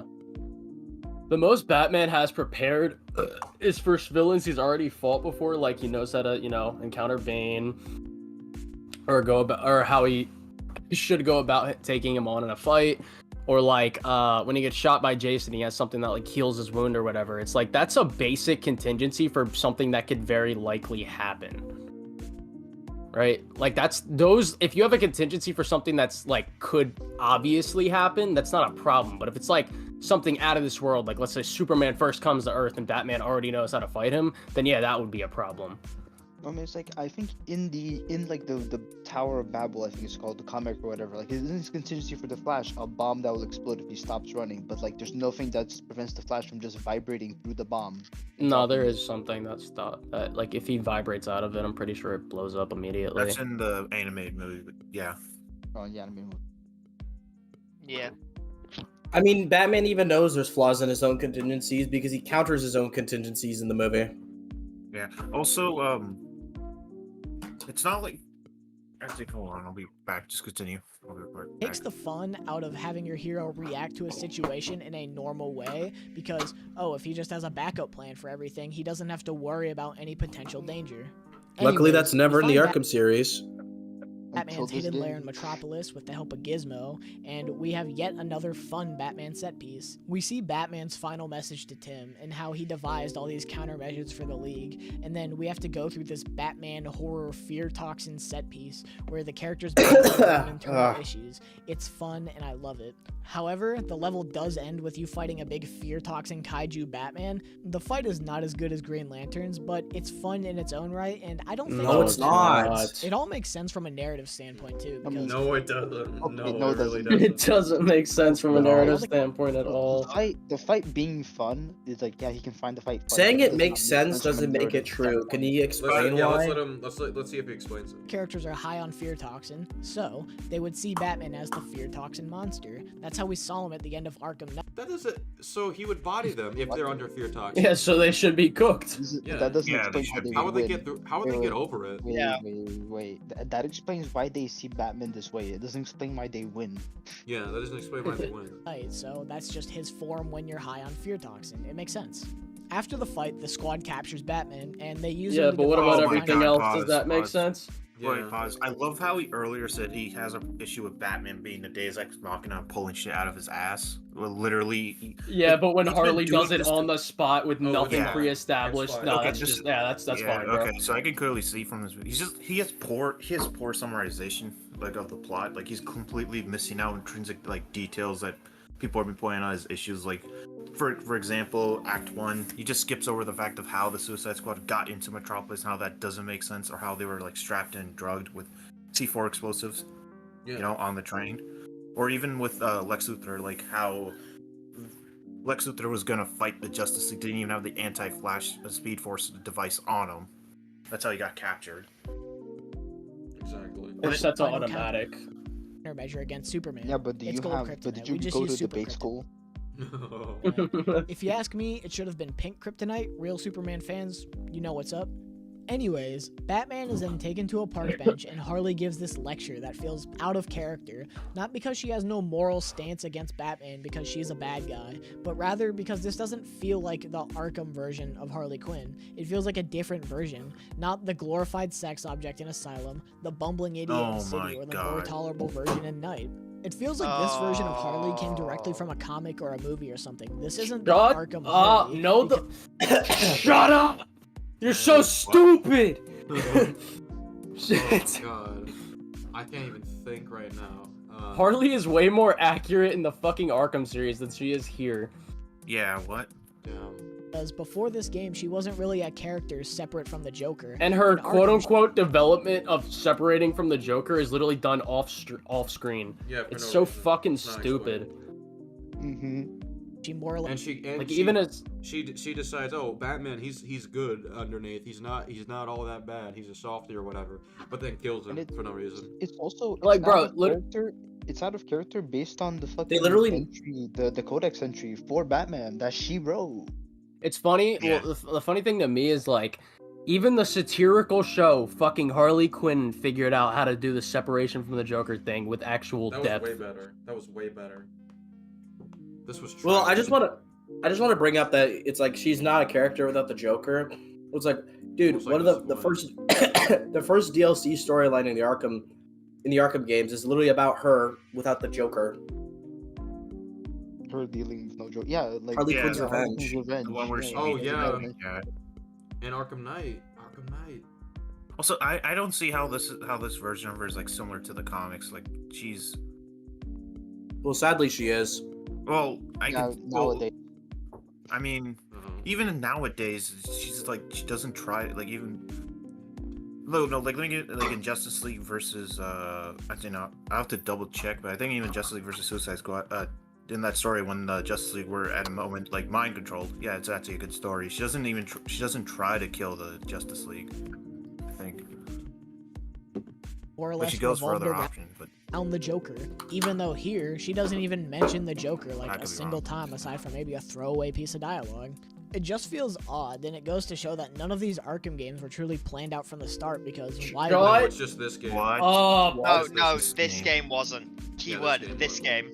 This game. would they be?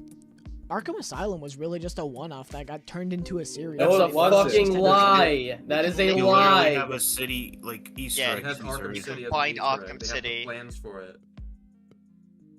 Arkham, even in City with the Scarecrow Oh, Easter egg, didn't- there was planning. Oh yeah, Scarecrow's gonna be the next big bad. It's getting Titan. Yeah. Whatever they're doing. They're getting Titan. Also- they show yeah, Titan. It's also a whole the- plot of Arkham City. Also, the ending with one of the three villains getting their hands on Titan. Yup. Yeah. One of them being Scarecrow, and correct me if I'm The wrong. only- His fear docking Knight actually uses Titan. That's why it's so effective. Yes, it does. Yeah, yep. Yes, it does. But I also want to point out, like, so oh wait, there's hold no- on, hold on. Okay, sorry. Sorry. I just want to point out the only game we can say wasn't like properly planned for was like maybe was like Origins. Yet they still respected the source material. Like Well, even yeah, look that's- at the interviews. That's what I was about to say. Like, even hypothetically, right, if City wasn't planned, which it was, they still have the job of following what came before in a manner that respects what came before and making a good story out of it. They still have that job. Just because this game's story was actual garbage, that doesn't mean that like what he's implying, like it just goes to show these games weren't planned out from the start. It's like, shut up. You can still be good even if you're not planned. Yeah. Then it goes... There's like 50 different ways you could have made a better story. Yeah. To show that none of these Arkham games were truly planned out from the start, because why would they be? Arkham Asylum was really just a one-off that got turned into a series where they more or less just had to go with the flow. So when I see people acting like this game retcon things, it's dumb, because the Arkham series... It fucking does! That's not how that works. Like, what? They literally made a whole movie not canon for this game to exist. No, not even that. No, not They even fucking... that. Whoa, not even that. Let's not use this. Okay, let's not use anything but the games. What about Blackgate? Well, okay. Batman should have already this game acts like he doesn't know about this Amanda Waller and the Suicide Squad. It's source material. Like if you read the tie-in comics, it supports this. Like he meets Amanda Waller for the first time. It's weird. This completely contradicts. I want to kind of bring up a more general writing standard. Tolkien didn't have Lord of the Rings plan when he wrote The Hobbit. Doesn't mean that but Lord of the Rings doesn't fucking retcon shit from The Hobbit. Right. Yeah. Like, that's not how writing works fundamentally. Just because you make a sequel to something that wasn't originally planned doesn't mean you're retconning the original source material. That's just fundamentally Unless not how you're a writing dog works. shit writer. Unless you're a bad writer. Yeah, exactly. Arkham Asylum was really just a one-off that got turned into a series where they more or less just had to go with the flow. So when I see people acting like this game retcon things, it's dumb, because the Arkham series is the least consistent series of all time. Let's see his examples. Wow. Let's see the examples. I mean, For first of example- all, he's already wrong. I Shush, can shush, already shush. think off the top of my head of more inconsistent series. Just let it play. Hush is not only mentioned as someone who is invited to Joker's party in Arkham Asylum, he also has a codex entry in that game, despite the fact that he didn't appear timeline-wise until Arkham City. Or how about the fact that... Yeah, Liam. Well, Yeah. I do agree. The whole Hush thing, that little minor inconsistency trying to prove it's the most... All right, so I want to... He said me. I have two different things. So I have two different counters to this. First of all, even if this is true, this is so monumentally minor compared to like all the things they did in Suicide Squad that actually do affect the plot. But number two, all that we know from Arkham City is that's the first time Batman has met Hush. For all that we know, Hush could have existed prior. Pretty sure he did. He did. He just had a different name. He was called the Identity Thief. Gotcha. Okay. The fact that Gotham changes from game to game, it's never had Gotham changes from game to game. That's an inconsistency. literally No, doesn't. there's different places in Gotham. No, Arkham yeah, Asylum's not even in Gotham. Well, There's one, Arkham there's Island. that. Also, what about Origins? Like City to Origins, like you can. Arkham Origins is literally an expansion of Arkham City in terms of its map. It is consistent. And also in Arkham Knight, you can literally see Arkham City. Exactly, and Arkham Asylum. And Asylum. You can see both. Yeah. So that literally is continuity there. The fact that you can find them in the map in the background. Oh, that previous map we just played in Arkham City, it's right there in the background. I also want to point out, even if the Gotham changed, right? It doesn't fucking matter. That doesn't make the series inconsistent, because like you look at Spider-Man 2, for example, there's parts of Manhattan that are now changed. You know why? Because it's a basic thing that happens in game design when you're making sequels to things. This stuff just kind of happens. That doesn't make the writing inconsistent. In real life, cities change. In real life, yeah. cities Well, like, change. Yeah. I'll just make this point. His best example, unironically, is a side quest contradicting a codex entry, which is so like that doesn't. By the way, that all that proves is that not all of the side quests were planned out from the start. Just because you don't have literally everything planned out from the start doesn't mean you don't have an outline. You know what this means? You know what this is like? Or fuck, not even that. Not even that. Let's actually look at what's being compared, right? So when we're talking about Batman as a character, what he can do. So if Batman were to be consistent with what he's capable of, would that change the plot? Absolutely. That would change everything. He would beat the squad. If they remembered his gadgets, if they remembered his tactics, all of that, if they remembered how the fear toxin works, if they actually kept Scarecrow in character, he would never even have shared anything to Harley. So, like, these things are major. They have major effects on how things play out. Batman's character assassinated. Yep. Design. The series is filled with continuity errors, but that doesn't make it bad. But to These act are- like this one, It is would stop. horrendous I want to. examples. I want to stop. Your examples are bad, and if it was filled with continuity errors, that would be bad. Like Yeah, the that only would ones make it like bad. we can think of is like maybe is I guess Hush and Bane. Well, sort of with Bane. It's like, oh, Batman didn't really get his spine broken, but he just cut off his venom supply because that still happened in Origins, Could have been broken later. for example. Yeah, that too. Yeah. Newly inventing continuity errors as if the other ones didn't have them is just absurd. And then that brings us to the It depends send on off the for extent. Batman. Yeah. Yeah, this is like pure cope and whataboutism. Just because the problem's in another thing doesn't like take away from the fact it's worse in this thing. Dude, Like the continuity errors here is a side mission and literal set dressing. You're not talking about the plot or the story. Our problem with the continuity errors in Suicide Squad is that it literally interferes with other storylines in the Arkhamverse. Yeah. And this is like so. This reminds me of when people would defend Last Jedi by saying, "Yeah, well, look at this problem in Return of the Jedi." It's Exactly. Like, okay. Mm-hmm. There's Oh, it's stupid literally shit in the Return it's of the literally Jedi, the too. fucking Reyes and Mary Sue. Oh yeah, well Luke did this thing. It's like shut up. Oh, Luke Skywalker was gonna kill his family member based on a vision. Okay, let's look at this one time he almost killed Darth Vader when he was trying to take him down in combat when he was actively armed. Like, it's so the comparisons are just ridiculous. Batman. Yeah. I get where some people are coming from when they say they're disappointed with this send-off, but to act like this is somehow spoiling Kevin Conroy's legacy or Batman's is. legacy It is is. immature and honestly disgusting. You're because disgusting. He willingly signed on to this project, and the fact That doesn't make it good. That doesn't make Yeah, it not respect. That doesn't make it respectful. that this is his second to last performance as the character is just a byproduct of an unfortunate event. You can still change what happens. You What? still could. Yeah. Here's the thing. They I had think 2 years. They had 2 years to change this, and they didn't.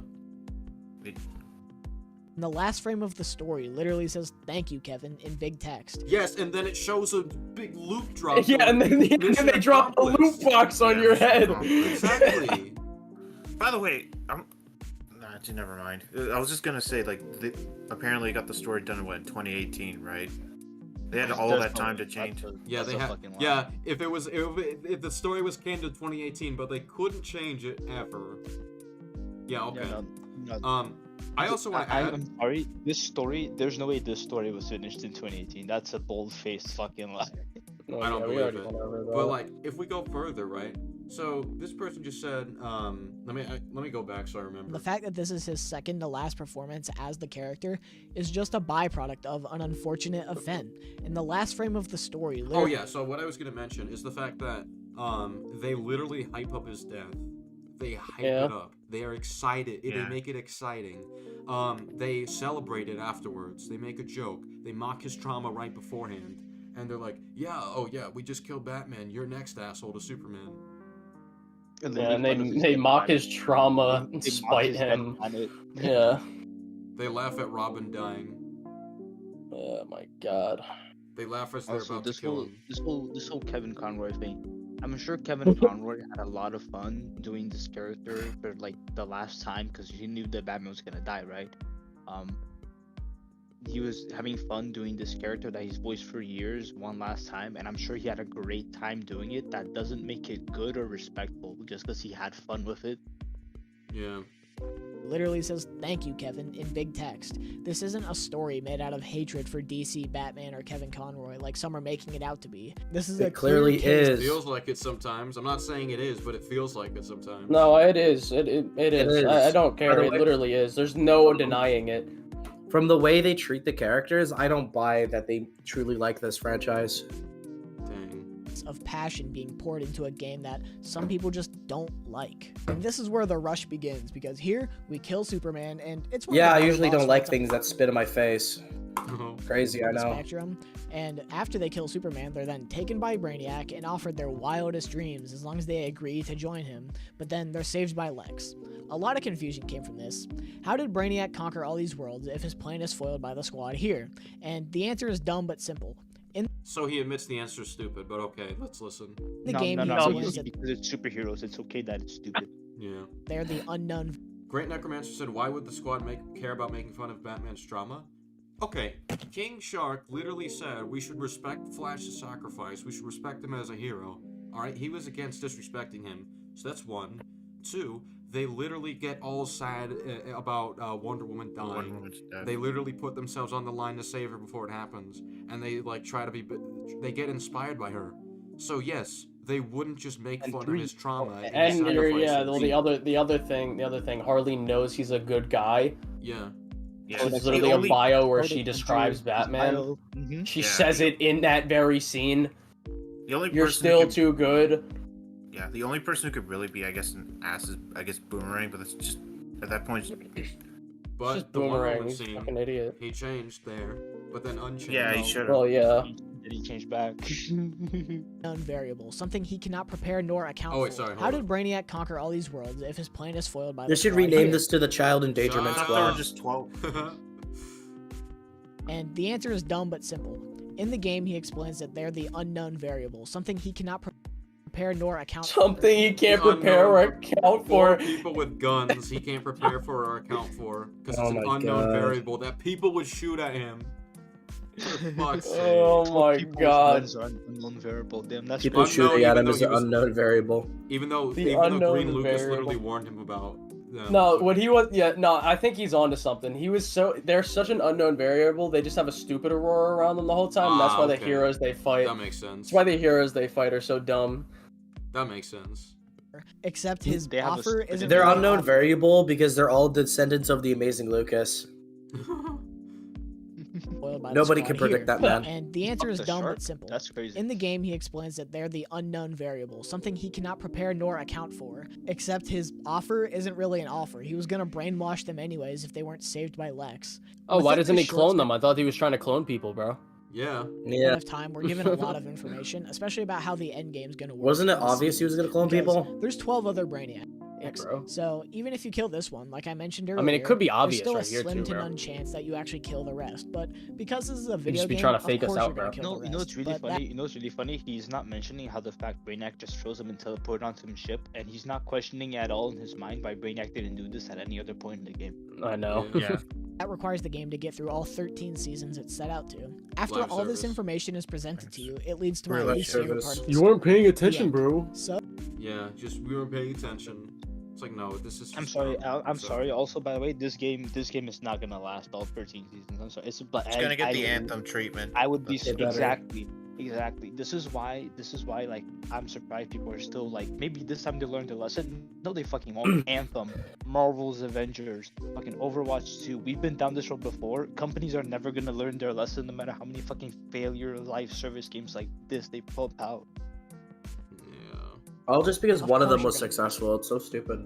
kill the Because rest, Fortnite was but that successful. requires the game to get That's through all only 'cause 13 Fortnite is free. seasons it's set out to. After all this information is presented to you, it leads to my least favorite part of the story, the end. So, you go to Earth 2, and then you go to capture That's my Brainiac, favorite but part of this. he takes the form of the Flash in a final boss fight, and you redo the worst fight in the game. Except for the fact that he dies, because in the little Pokeball thing you use to capture him, he suffocates. And that's more or less how the game ends. With the promise that eventually we'll get to all 12 Brainiacs, but you're just told to go into the end game after that. The story doesn't have a concrete ending that allows for people who just want the story and not the rest to put it down and move on until the next update. Someone pointed out to me that this is like a pre-season for an MMO. It's not the real end game, but the fact that the game doesn't disclose that, it really makes it seem like that this is just the entire end game, which I've been grinding it. I find it enjoyable, but it's repetitive because all these games are repetitive at their core. If the game had done a better job at disclosing that this is just the preseason, it's waiting for everyone to catch up with the story, it would have been much better because a lot of people haven't gotten to the end game, but the game doesn't do a good job of telling you that this is just a preseason and to wait for the actual content. If the story had had a concrete ending, You're people would coping so definitely- fucking hard. It's fucking insane. Why do I have to wait for the actual content of a $70 game? Just reasons. really Okay. not dislike it as much, Exactly. but people would still be upset with the story, and the fact that there's no concrete ending just gives people more of a reason to be upset with the story. Overall, I believe that Suicide Squad Kill the Justice League has a serviceable story. No, it It's doesn't. not the worst thing ever told, as some are making Yes, it out it to is. be. Yeah. No, it is. Oh, It is. that might have been a reference to you. That I know. It could have been, but it's. I'm correct. Yeah. and it's neither Rocksteady's best or worst. It's just fine. It is definitely. I didn't the really worst. dive I into mean, the what's- gameplay. what I'm Rocksteady curious. is worse than What? this? Yeah, what? Please, if he says Arkham Knight, I will fucking hunt him. That's me, yeah. Because I feel like the narrative is the thing people are being the most unfair to, and Bonsai was also able to phrase the gameplay sections a lot better than me, so I Yeah, guess this Bonsai's is a kind of like a moron, too. companion piece, but not really. It's Isn't Bonsai the guy not, that but pays for Twitter watch- Blue? Yeah. his Yeah. video anyways, it's good. I found the game to be very Do we enjoyable, even need but to at the cover same his video? He time, pays I've for Twitter Blue. Let's do it. Let's just finish it. Oh god. also been in the market for a new loot shooter because Destiny 2 went down the drain, and the people high up in the company have no regard for the people who both make and play the game. And this Oh, game is just the so like bad. fucking irony. I They wanna can't do even exactly see like it. this game. Like this. Literally. Yeah. Damn. So this game. That's fucking crazy. To give my 2 cents because I feel like this game is being assassinated by people for all the wrong reasons. Assassinated. The assassinator assassinated. Suicide Squad. being Assassin's assassinated. Creed, kill myself. This game Damn, does it's have crazy, issues, it's crazy that quite a Assassin's few Creed actually. Black Flag was so good, and then we have Skull and The HUD is Bones. bad. The writing isn't the best at times. It takes a while for the Isn't characters the to best. feel unique sometimes. It isn't the best. Yeah, that's But one way when I to get say in the it. flow, it's a game that I just can't put down. So be sure to like and subscribe if you want to see No. more, I guess. No. And This is getting horrible, like on a like to dislike. This like ratio I noticed, so I guess. Wait, people what's the aren't like liking this. ratio? I hate it when the Tell us, Suicide 'cause I Squad can't. defenders. What is the like I hate to it. dislike ratio? Yeah, show on Yeah. the stream. Show I for mean, both he's- actually. Let me. I Let actually me get the do. one. I hate it when these Suicide Squad defenders like always Oh, like go, shit. I'm just trying to enjoy a game. I'm just trying to enjoy a game. Like after they just defend this shit story, like they just deflect the criticism.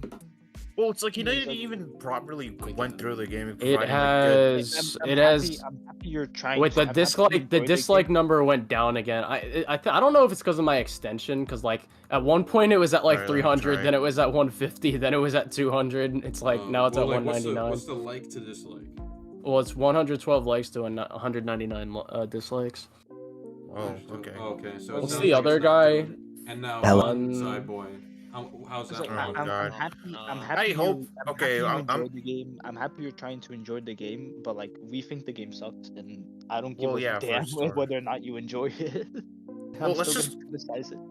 Yeah, let's just hope this guy at least tries to cover more of the plot. He Like, pays- Oh, he this pays guy's for this Twitter guy's Blue. like the dislike ratio is even worse. Fuck Oh, me. what is Pays it? for oh Twitter Blue. It's no. 554 to 206. Oh. Ah, fuck. I'm This gonna guy. check this This, comment section. I'm sorry. All right, wait. I want to He's ask considered. the chat. Does anybody have any disagreements on this Wow. game's story? Toby, I want to like I really want to hammer this in. He pays for Twitter Blue. Like he's paying $6-8. I don't give a fuck to Elon Musk to have a blue fucking checkmark next to his name so that his tweets get more like attraction or whatever. And it's still Boom. Still flopping. not getting more attraction. Yeah. And it's still flopping. Like That's I'm hilarious. sorry. That's just pathetic. Oh, wait, I think I had give someone no respect. earlier. I give no respect to people that pay for Twitter Blue. Damn. I don't know why people pay for it at all. I don't know why you're giving Elon people are money fucking for his stupid. dumb decisions on the site. Whoa, That's just incentivizing it. You're just incentivizing it So- at that point. Look who I found in the comment section of Bonsai Boy's Oh, I'm about to- video. You're gonna piss me off with this, aren't you? Show me, show me. I'm Oh. taking a random guess. If the game is so good, where is Suicide Squad Kill the Justice League 2? Oh. Yeah, I figured. Yeah, Yeah, Yeah, alright, I- whatever. Your boy. Let's Uh, watch That- this. I haven't seen this one, so this is gonna be new. I'll try me. to be here. I might have to go. Yeah. Alright, let's get I through don't this. think Hello and welcome to the channel.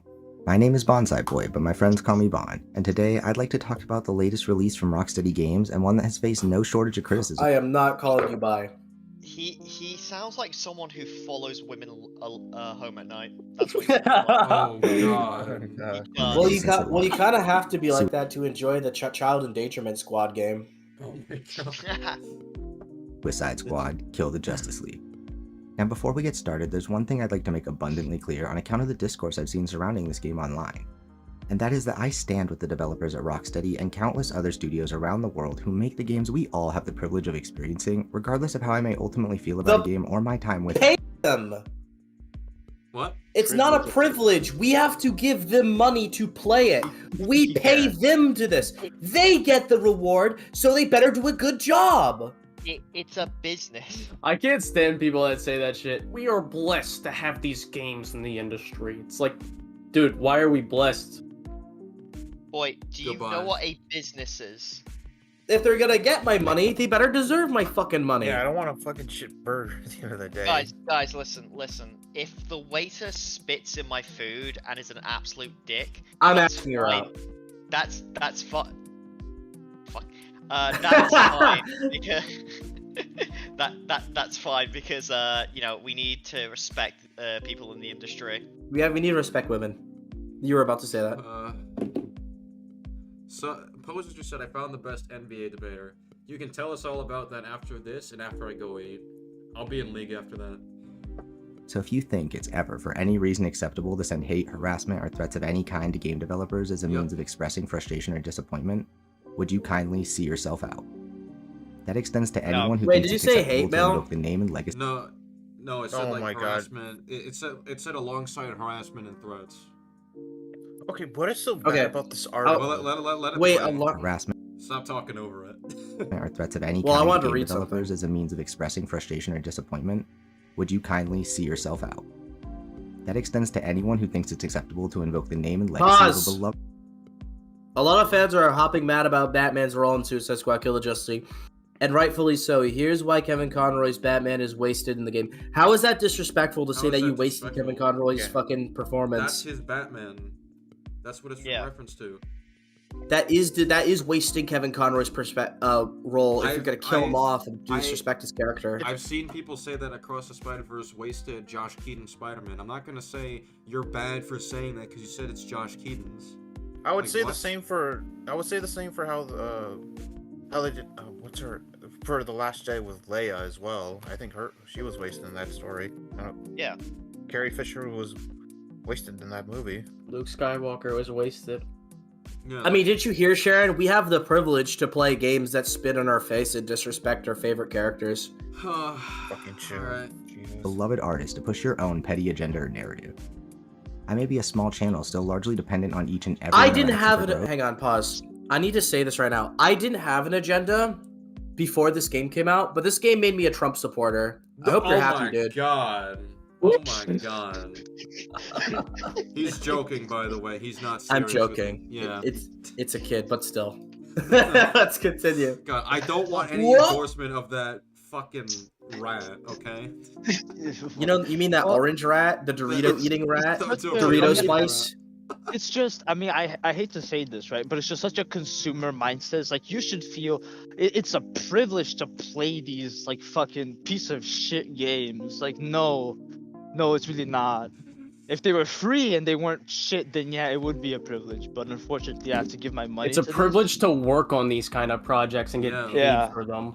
Exactly. That's the privilege. Growth. It's a privilege to be a fat, ugly game developer. Goodbye. We're not saying anything like that. There'd be nothing more privileged, I think, if I would give up a lot to be able to be in one of those rooms working on the story for one of these games. Yeah. And it's a privilege to be able to smell really, really bad and make games for people and make money off of it. That's enough. Confidently say to the people who do the things I just mentioned, you are not and will never be welcome here. Good. And now, with that unpleasantness out of the way, let's leap into the video. This guy talks about debate class. I need him to do a speaking class. Maybe his wife's boyfriend can sign him up. Nah, this man. I don't want to keep doing debates and stuff like that. This man doesn't even have a wife. I guarantee it. Alright, let's refrain. I'm saying that I had pretty low expectations for this game and virtually no interest in playing it until a couple of days before launch. However, given you've no doubt chosen to watch this video because of the title and thumbnail, I'm going to just come right out and say it. I've had an absolutely wonderful time with Suicide Squad in the 50 hours I've spent playing it since release, and sincerely believe it to be a good, maybe even great video game that serves as a rock-solid foundation for future content updates. Okay, that's very cool, but that's got nothing to do with your thumbnail. Can you explain where I've been lied to? Yeah, we'll find out. Be preparing to close this video, and some probably already have simply for having said that. But if you're still here, then hopefully it's because you're willing to hear me out. Yeah. As I'm going to demonstrate exactly why I believe Suicide Squad Kill the one ever Justice gave me League a is an try. excellent video game that has been Do wrongfully I have the shown and privilege to lambasted by watch your dishonest- video? Do I have the privilege to watch your video being disrespectful to me? I bet. Is that what's gonna happen? Engage with the game on its own terms. But before we get to that, I hope to take a thorough look at each of its core elements and the ways in which they either rival or surpass their genre peers and contemporaries. Starting with... Okay, pause, because its peers and contemporaries are other piece of shit live service looter shooter games. That's not a high fucking bar. No. Even if it does surpass them. Kratos. I will stand by the Avengers game is way better than this. Yeah, no, but I'm saying right now, Don't you put Fortnite in the same bubble as this dog. Well, shit. no, like no, this is what I'm Dude, saying, Destiny right? is way better than this. I'd rather play Yeah, Destiny. no, this is what I'm saying, right? Like their competitors and contemporaries are like also shit. So even if this surpassed them, that would still make it shit. It just make it less shit than the rest of the shit. Yeah. Performance and presentation. Did you get him? I want to get performance out of the way quickly and move on to the presentation, which is the real highlight here, so I'm going to try to keep this short. I played Suicide Squad on PS5, and for the most part, it ran well and felt smooth while targeting 60 FPS. However, there are some How dare things you that I play need on to mention. console? First, let's take care of the objectively bad stuff. While I have been fortunate enough to avoid any serious server issues, others have not, and these kinds of things need to be addressed immediately.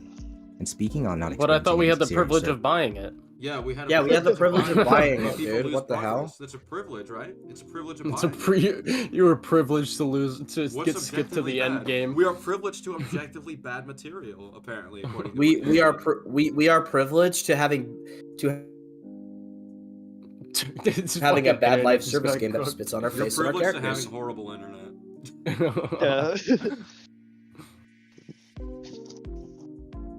server issues, I have spent all but 2 of my over 50 hours with the game playing solo, and it is simply not okay for offline solo play to be an option plan for later down the road and not available at launch. As I hope to demonstrate throughout this video, Rocksteady have done a great job planning for and avoiding the missteps of their contemporaries, so then it's all the more— But except for the ones you just mentioned right there. Except for the one you just Besides mentioned. the big obvious ones that literally go to all the contemporaries as well. This was an Avengers problem. This was a Destiny problem. Whatever. Being live service is a problem. Like being live service is a problem. That is inherently bad. Especially when you charge money for There's it. a live service game that just came out. It's called Helldivers 2, and that game's like servers you can't even get on a lot. Isn't it that free? offline solo play isn't available Nah, at the it's time when cost all money. live service games have much consistently money? proven to be most unstable. I think Launch 50. This person is not like good at speaking in, so like I don't know. He Not a great speaks speaker. really fast. He talks like really And quiet, fast. like and kind of like whispery, like you, like it's really Well, late, and my parents are sleeping, so I can't talk that loud. That's what it feels like. So I don't. Cosmonaut Variety Hour. Cosmonaut still Oh, projects. He still projects. Yeah. So I hear him. Does he Whatever. project his issues onto others? Is that what you're saying? No, SK? I meant projecting his voice. Well, I think yeah. that's just the audio just being good. Yeah. I mean, that's the tragedy, SK, is that we can hear him. Oh my God! Shut up. All right, let's continue. Fucking Like I monster. said, this has not There we go. affected my— Who just did that? Who just did that? That was me. Oh my God! You psycho. experience in any way, but that doesn't make it Speed okay. him up. As for bugs, Make I 'em a light experienced 2 speed. crashes, No, got stuck don't and had to just restart once because like. the Oh my God! You guys are. insane. Let the Maybe not Lucas really. play, SK. open the door and again with a short cutscene. Now I can't perceive him. Because his voice is so quiet. I know, that's what's funny. Wait, okay, but in fairness, SK, name one man who could perceive Lucas. And had the audio. So this is Keemstar.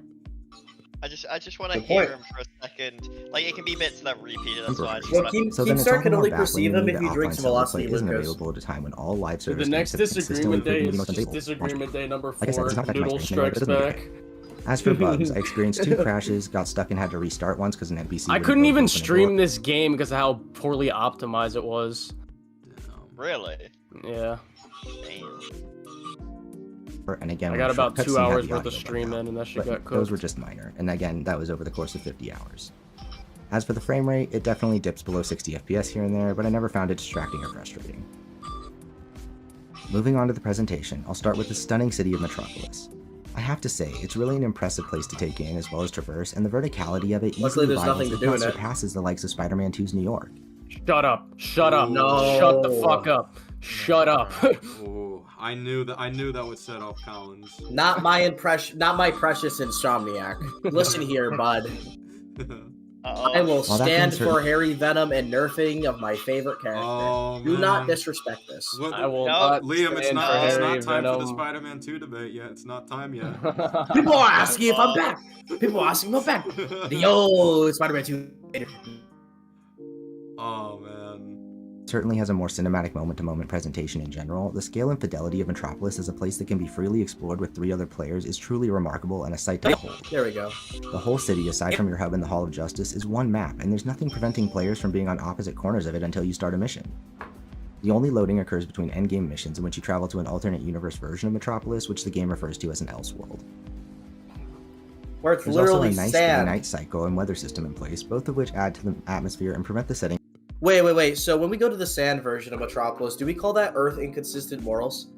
Oh my god. Oh no. From getting visually robot. stale. I don't know if Earth it's just the bodies. grain compression or the daytime smoke and dust being thrown into the air by the villain's alien machinery, but the game looks much better in motion than in this side-by-side with Arkham Knight that's been making its rounds on the internet. Continuing on the topic of things that I like the art style in Arkham Knight much better. Arkham Like Knight great still music. looks better.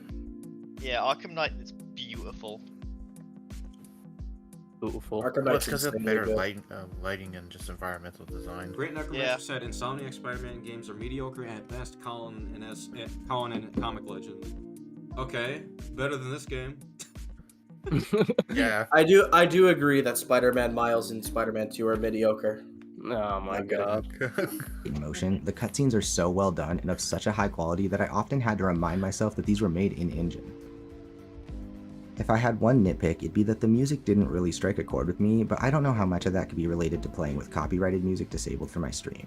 And to be fair to the musicians who put together the soundtrack, I was just too captivated by watching what was happening to truly appreciate what I was listening to. I'm gonna be honest. Nice. I'm gonna be honest. I'm gonna say this now. This is a harassment? big problem I have in the Arkham series. I think if you're gonna make an OST for a video game and you copyright that music, it's scummy. Yeah. Really? Why is that? Yeah.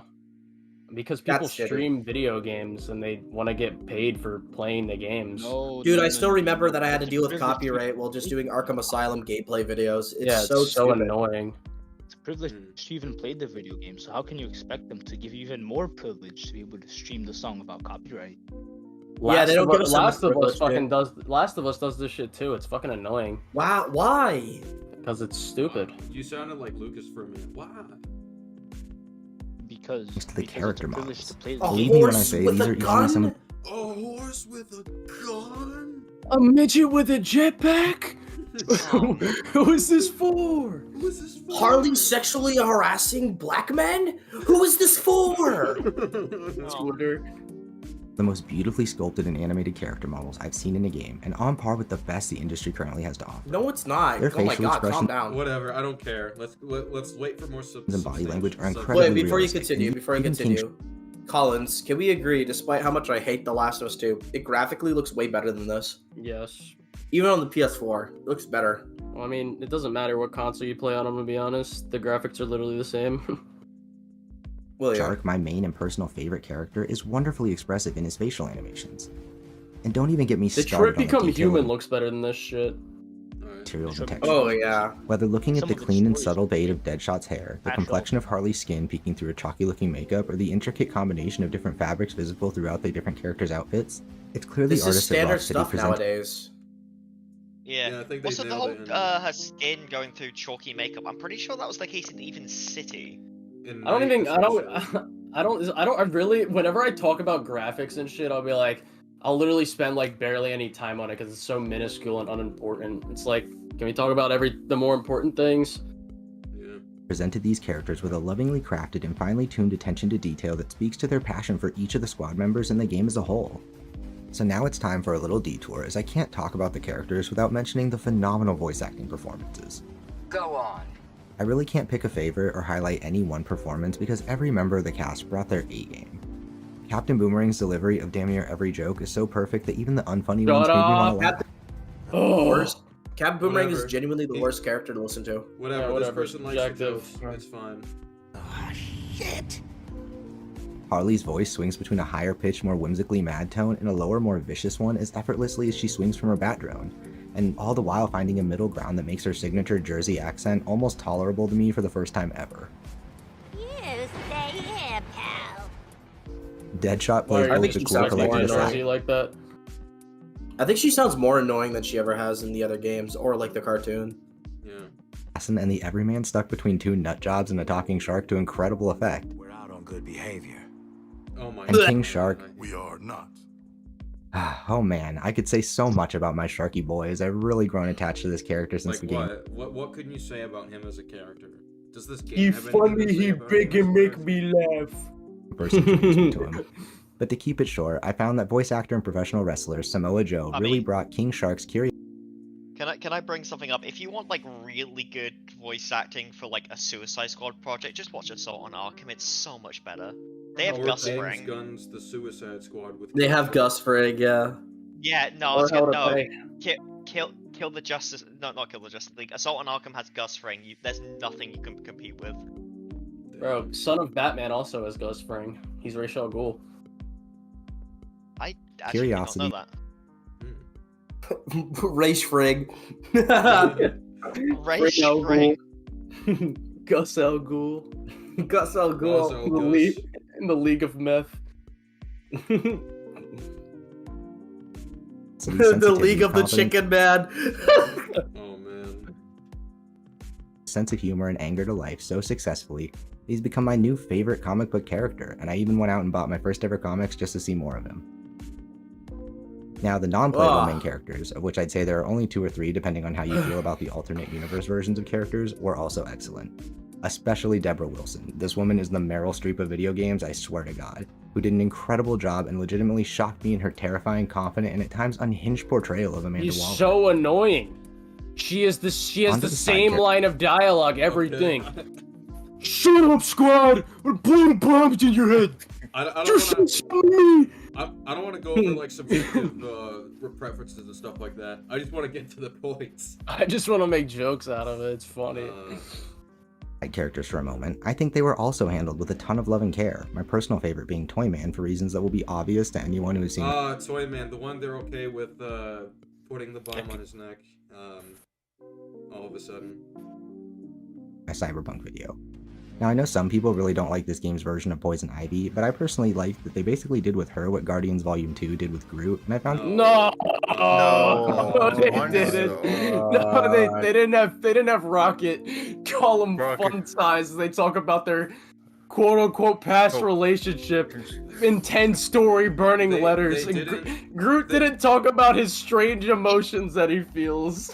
Rocket didn't say, "Hey, do you remember when what stuff we did as adults?" And Groot goes, "No," and then get upset when that happens. That didn't happen. Oh man. Also, I need to ask something because this is something I've heard. Isn't the Kill the Justice League's version of Poison Ivy apparently? I heard allegedly. Oh man, Groot, you don't remember the coconut tree? She's allegedly meant to be based on Greta Thunberg. Apparently. I don't What? know. There's no proof of that. Yeah, that's just something I've heard. Yeah. I don't know. It's a game theory. Yeah. I found her to be the right mix of sadistic and childish for the setting and William plot. Afton? As for heroes, my personal favorite of the Justice League was Wonder Woman, who is both stoic and believably exasperated by the squad's over-the-top She's racist. violence and lack of morals. She's racist. Personally, I'd love to see her voice actress be considered for the in-development Wonder Woman game. Now, I'm not going to go over every character. Oh no! Wait, is No. Rocksteady making? No, not Rocksteady, Monolith. Thank God. Thank goodness. And in fact, this is the last one, but it wouldn't feel right to not talk about Batman, played by the late They great better Kevin choose a Conroy. different voice actor, to be honest. I already not so subtly made my point about people who are using his name to throw shade at Rocksteady, so I won't go over it again. As for his performance, it was honestly wonderful in every way, and you can almost hear in his voice how much fun he was having hamming it Yeah, up as it's the like the only comically good- evil version of the character he dedicated so much of his life to. Regardless of how you ultimately feel about the character or the game, there's no denying that this game and the people who made it are filled with admiration and love for both Kevin and his legacy as the legendary Caped Crusader. No, they don't. Luke Thank you, Box. Kevin. Here's loot box. Thank you, Kevin. Here's the loot box. That's so distasteful, honestly. It's the most tone-deaf thing I've ever seen. Mission accomplished after you show Kevin saying thank you, Kevin. Like, what? Oh yeah, did you know some people found a glitch where the audio cuts off and you can't hear Lois's memorial for Batman? So they didn't even bother to make sure that one part of the game wasn't even working well, not even that most important one. They hyped up. We already went over how disrespectful it is. I don't think we need to do it again. Wondering why people would even question such a thing, then you fortunately avoided the story spoilers or the tornado of hate summoned by Terminator. Said thank you so much. We love you, Kevin. Boom! Looking for this. Literally. Unironically. Online and media literate gamers all over the internet. And if you do know what I'm referencing or are feeling a little attacked right now, buckle up, Buttercup, because it's time to talk about the story and kill the Justice League. Like the previous section, I'm going to try and keep this relatively short because I have a lot to get through. You boys ready for 0 out of 10? Yeah. But nonetheless, I still want to be somewhat thorough, so I'll first go over the basics of the plot and characters spoiler-free, and then cover the sections relating to spoilers.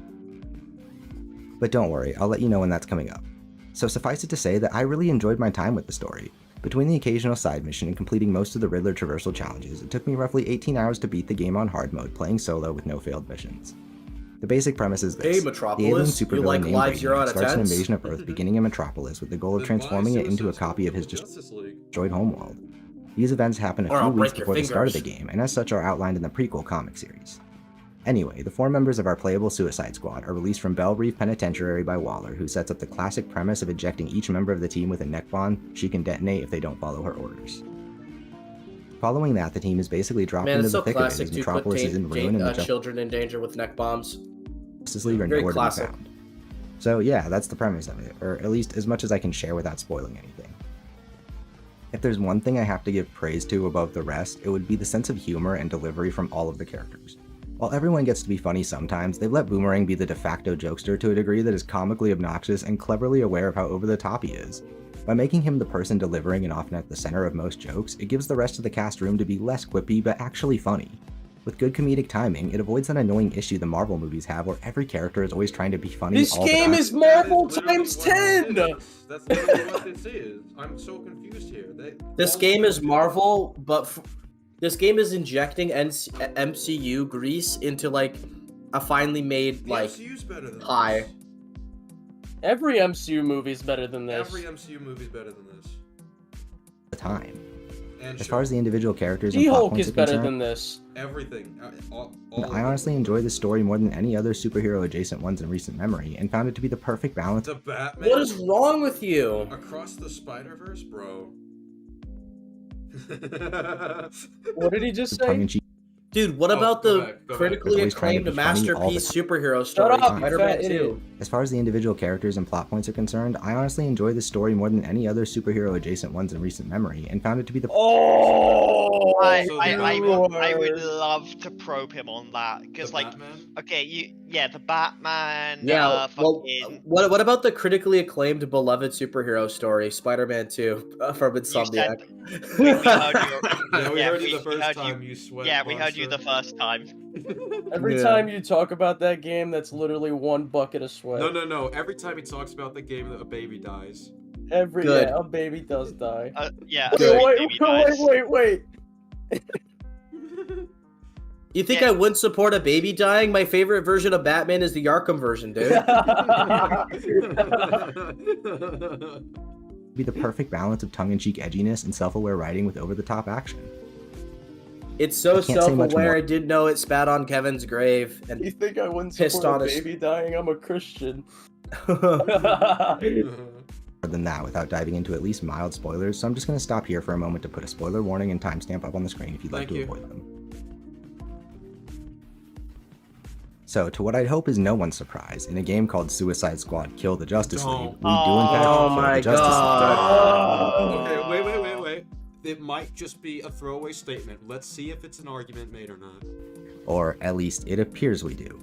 Something I've seen consistently overlooked in he's got the clone theory. He's bringing it up. He's bringing it out. Let's do it. Let's do it. I'd hope is no one's surprise. In a game called Suicide Squad Kill the Justice League, we do in fact kill the Justice League. Or at least it appears we do. Something I've seen consistently overlooked and unmentioned in criticism of this game's plot is that each of the characters we personally kill, those being the Flash, Green Lantern, Batman, and Superman, all have hints throughout the game implying that we are not fighting and by extension not killing the actual Justice League hero. We went over this. Just to point out a couple of major ones. At one point, Flash loses the tip of his finger and then reappears later with all 10 fingers, which Boomerang notices. So he couldn't have gotten a replacement like they do in Star Wars? Yeah, why aren't there 3 Flashes? Yeah. Wait, what do you mean Boomerang notices? When does Boomerang notice that his finger's back? No, he never notices that. I don't think he does. Yeah, for all that we know, it's just a detail that they missed because they're incompetent at their job. I could have sworn, I don't want to say for certain because I don't remember exactly, but I could have sworn someone said he isn't supposed to be missing a finger in the story. I mean, I just assumed that Brainiac would be able to replace that. He would have the materials. He fixed the hole in Superman's chest in like an hour. Yeah, he could do that. After killing Green Lantern, King Shark manages to use his power ring, however specific attention is drawn to the fact that it doesn't fit, and while this is presented as a gag, it is important to note as the ring should adjust to fit the wearer. It also drives that could just be the writers. Yeah, or that can just be the writers not understanding how the Green Lantern ring works, or just an adaptation. Or it's incompetence, yeah. This is this game's version of, well, maybe the villains that we see in No Way Home aren't actually from the movie. It's like, yes, they are, Pimpin. You know what they're implying. You know what they're fucking implying. Alright, Pimpin. You know. Drives him mad with power instead of attacking him with projections, and fails to seek out a new wearer after being ripped off. Them being clones doesn't even change problems in the story. If they're perfect copies of these characters, that means it's a perfect copy of a guy who can throw a planet at you. Yeah. And can move Lucas speed. Wait. Brainiac can make... Couldn't he make clones of himself that he can control? I'm curious how that would work. Able to fly away damn near unharmed from being impaled through the chest with pure kryptonite by Wonder Woman. Brainiac also he's not unharmed, he's bleeding. Refers to them as his Justice League, and while I could certainly be wrong given the reverence for these characters on display throughout the game, it seems highly Did he unlikely actually that just say he's not unharmed? I mean, he is unharmed. Yeah, he said unharmed. Are you blind? Yes. Yep. You have to be to defend this game. Which has all but been confirmed by data miners since I started writing this. Now, onto the scene everybody's talking about. Where's the confirmation? Can you show it? He did, no, the only confirmation I've ever seen. It seems the only quote-unquote confirmation I've ever seen which has all but is been like, confirmed by data miners since I there's started writing it's like voice lines from the Justice League members. But like, one, this is a multiversal game. I think this person isn't showing it because they could get banned from Warner Bros. If they show it. Well, that doesn't matter. But one, it could just be a multiversal version of the Justice League. And two, if it is clones, it breaks the story so much more. Yeah. Stop making this theory. It is not good. Oh, the audio... Well, okay, so the Lois Lane audio files leak. It says, like, oh, the Green Lantern's recovering for whatever Brainiac did to them. Why can't we just assume that they just managed to use Brainiac's technology to revive them? Yeah. That's what happened. Now, onto the scene everybody's talking about. Batman's death. In my opinion, the wider outrage sparked by the scene of Harley killing Batman is largely informed by the fact that it was shown to many people early on day one due to a serious bug that was auto-completing the story for people. No. People would have shat on it regardless. I don't care when it came out. Here's the thing. People were. It's The Last of Us 2 cope. It's like, oh, you're just mad because it's leaked. It's like, no, we saw how it happened and it still sucks. Yeah. Do you want me to say with Christopher Reeve Superman, because that thing from the Flush was leaked? Oh, well, you're just mad because it was leaked. IGN, while further displaying the massive hate boner they've had for this game since before it even released. They said mediocre. That's generous. That's generous. Hate boner. Posted the cutscene on their website and various social media accounts, spoiling it for the wide majority of people. Did they? Did they give a warning at least? I don't know. Good. I didn't see it. Good. I mean, to be fair, if there are people who actually want to like experience it, that's fine. Nah, they got saved. Yeah. I mean, if someone likes it, someone likes it. That's all I'm saying. Yeah, more power to them. This scene, without any context, could definitely be seen as a cringe and holier-than-thou takedown of an iconic character, which certainly felt out of place coming from Harley. It is. It literally is. How do you defend this? It literally is that. Alright, whatever. Let's fucking hear it. However, the game honestly establishes the squad and their journey toward that moment with a lot of context throughout the game and leading up to it. That doesn't make it good. I'll be right back, dude. I'll be right back. What's the context? Along the way, showing a believable path towards We didn't just shit on Kevin Conroy. We made sure to eat a lot of corn before we shat on Kevin Conroy. We were preparing for this. Like, what? From Harley. However, the game honestly establishes the squad and their journey toward that moment with a lot of context throughout the game and leading up to it. Along the way, showing a believable path towards them becoming an unlikely team of anti-heroes up against unbeatable odds. Not really. I personally like this team and their story more than those present in either of the live-action Suicide Squad films, and I would. Wow! Oh my god! I'm so happy for you, bro. I am shocked by that. Well, I understand 2016 mostly because everyone. No, I don't. But that one's a masterpiece. I'm saying I understand it. But James Gunn's one, the one that people love, I don't know. I actually want to get this guy's reaction to Assault on Arkham and see his take on that. Bro, 2016 Suicide Squad is a masterpiece. It has some of the most iconic quotes you'll ever hear in cinematic history. I don't know why you understand that, SK. You're just yapping, bro. Just yapping, bro. Yo, we some kind of Suicide Squad. Nothing beats that. Nothing. Besides, this is Katana. She's got my back. I wouldn't really care one way or another. Slipknot, the man who can climb anything. Entire Justice League really is dead. But if you need any more proof that the real members are still alive, besides all the data mined evidence and the Easter eggs, Lex Luthor Oh my god. explicitly states that their DNA doesn't match. I couldn't find the clip in my. The DNA. I won't show you. The DNA doesn't match. I don't want to. Changed it. I don't want to go through evidence and stuff like that. Caused by Brainiac's control over them. Whether the characters we killed were clones, alternate universe versions of themselves, or some other classic comic book twist, most fans who have actually enjoyed the game instead of hunting for criticism in every scene seem to agree that the Justice League will be making a return in some form or another. Oh my god, he's so obnoxious. Yeah, we were hunting for it. It's not like it was the most blatant thing ever shown on screen. Yeah. It's highly unlikely any of the actual try and counter heroes our were criticisms. Killed. Yeah. Actually enjoyed the game instead of hunting for criticism in every scene seem to agree that the Justice League will be making a return in some form or another. It's highly unlikely. I don't care if people agree with the theory. It's a bad theory, and even if it was true, it creates more problems. Any of the actual heroes were killed except Wonder Woman, who we saw defeated by evil Superman with our own eyes. Like I said at the start of this section, even that is bad. Why would I want Wonder Woman to just get murdered? Yeah, that's a good point. Because we know at least Wonder Woman's fucking real. Lex Luthor's dead. They killed off Superman's main op. Robin's dead. The Bat Family are dead. You're not saving this. No matter how much you go with it, characters we care and love are fucking dead. Too much because the next one is much more substantial, so I'm going to leave it at that. I enjoyed it. I think people are mad about nothing, and even if the Justice League is dead... That is, like, so bad faith, saying mad about nothing. Like, if I were to address, like, criticisms of, like, Across the Spider-Verse, for example, and I look what League Entertainment says, I'm not gonna say to him, you're just mad over nothing. You're mad for nothing. That's so petty. Well, no, that is fair. I am not mad over nothing. I'm mad over left-leaning politics being shoved in my Spider-Man stories. Oh my god. That's clearly why I don't like it, guys. Dead? They're not, though. Who cares? This game is about the Suicide Squad, and as far as I'm concerned, it's their best adaptation and portrayal to date. No. Now, as I've mentioned twice before already, this section is where I plan to start really getting into the weeds, so I'll be breaking it down into two parts to keep things easy to follow.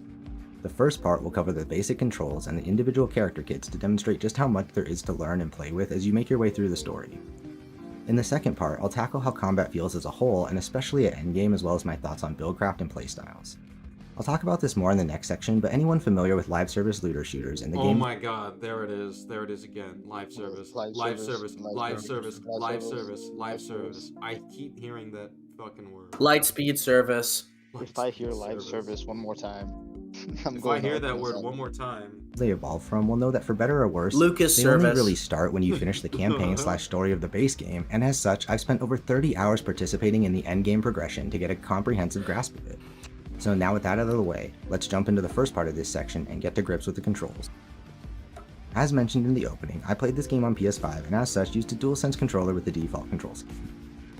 Right out the gate, character movement feels tight and immediately responsive, which may seem like a given, but I don't want to downplay how strong the foundation is that the devs at Rocksteady have built. That's literally a given. Pause. That you Pause. put in the lines Pause. of code for it, and then yeah. Pause, because I'm so tired of this guy degrading video game standards. The controls being responsive should be a given for any video game. That's not a fucking achievement. I should specify a professional video game, right? That should be the fucking base. That shouldn't be in a fucking achievement. Video games functioning doesn't make video games good. Like, the problem that I have with a lot of video games is they function, but they don't have anything interesting with its functionality. It's just bad or lacking in features. Some of them, like, the reason people say, like, oh, look, this game, like, doesn't crash is because a lot of games that have come out recently have like fucking awful coding and they crash consistently or the controls are ass. Controls being good should be the fucking standard, not a fucking achievement. Yeah. I know. It's like, I don't know. People like this guy are why we have such shit video games now. It's like, yeah, it's why our standards are so low. They're just happy that it works if instead you of look at like, any- okay, where's the content? If you look at any, like, even like starting game developers, people that are like at beginner levels, like, oh, the controllers are responsive, like, that's people already My biggest manage that praise when they're starting out. My biggest praise for Five Nights at Freddy's is that there's never a crash, bro. Best game series ever. Yeah. On top of the It regular changed running and gaming jumping, by actually working. each character can also double jump or wall run in any direction, as well as dodge roll in any direction. The final universal movement mechanic is the ability for every character to transition from a fall or jump directly into a slide. This slide will quickly fill a meter that adds additional height or distance to your next traversal ability. Now where things start to get interesting is when we incorporate these various traversal abilities unique to each character. We'll use King Shark for the first example, as he's the one I've spent most of my time playing. King Shark has two long-distance leaps that can be charged for greater height or distance, charging the horizontal leap while on the ground. They all do functionally the same thing. The only thing that's different between them is how they look. Functionally, they do the same thing. It's just that one character it has the best traversal option, and everyone else could suck it. Exactly. And sends him barreling forward, but with full control like sprinting in other games, as opposed to charging the vertical leap, which has him walking at normal speed. And that's not all. When in I'm the not air, hearing he can also do innovation. this goofy little Yeah, there's no innovation I'm hearing here. stroke forward up to 3 There's no times before compounded touching experience the for ground, the while also player. resetting his double jump after each one. In case that wasn't enough, he can also do an accelerated fall into a shark slam that doubles as a weak area of effect attack. And now that's just one character and just his traversal tools. I did promise to be thorough though, so I'm going to also quickly go over the other 3 characters' traversal tools. I'm gonna make the Suicide Combat Arena because of how lame this is. Lack of innovation. Unique and different to play. So for Deadshot, we've got a jetpack for flying in any The direction squad with set speed, combat and that arena. allows you to also hover in the air while shooting or Yeah. to boost forward with an afterburner. Using the jetpack in any way builds up a heat meter that Task Force Combat Arena.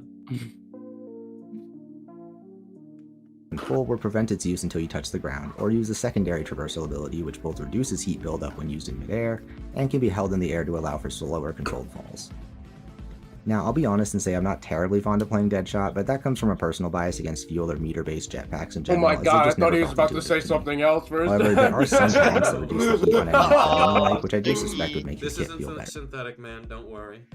Moving on to Captain Boomerang, who I think has the coolest looking and most intuitive traversal kit via his Speed Force Gauntlet.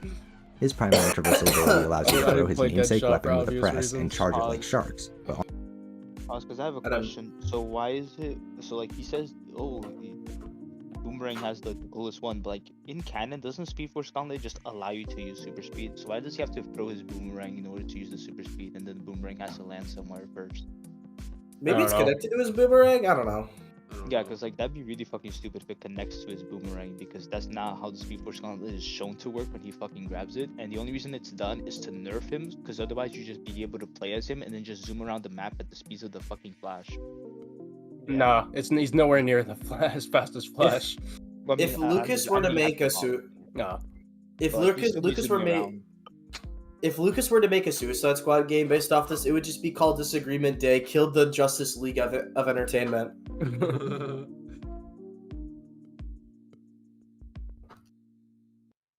Kill the But on Collins release, or reaching full charge, Boomerang dashes to it in what is essentially a teleport. He can do this once more for a short distance Kill while the in the air, cowards! and he has 3 Kill the charges of a cowardly. separate omnidirectional shorter range teleport. Each of the short range teleports also resets his double jump, just like Shark's air dash. He also has the ability to carry his momentum forward out of a charged teleport into a high-speed run that lasts a short time.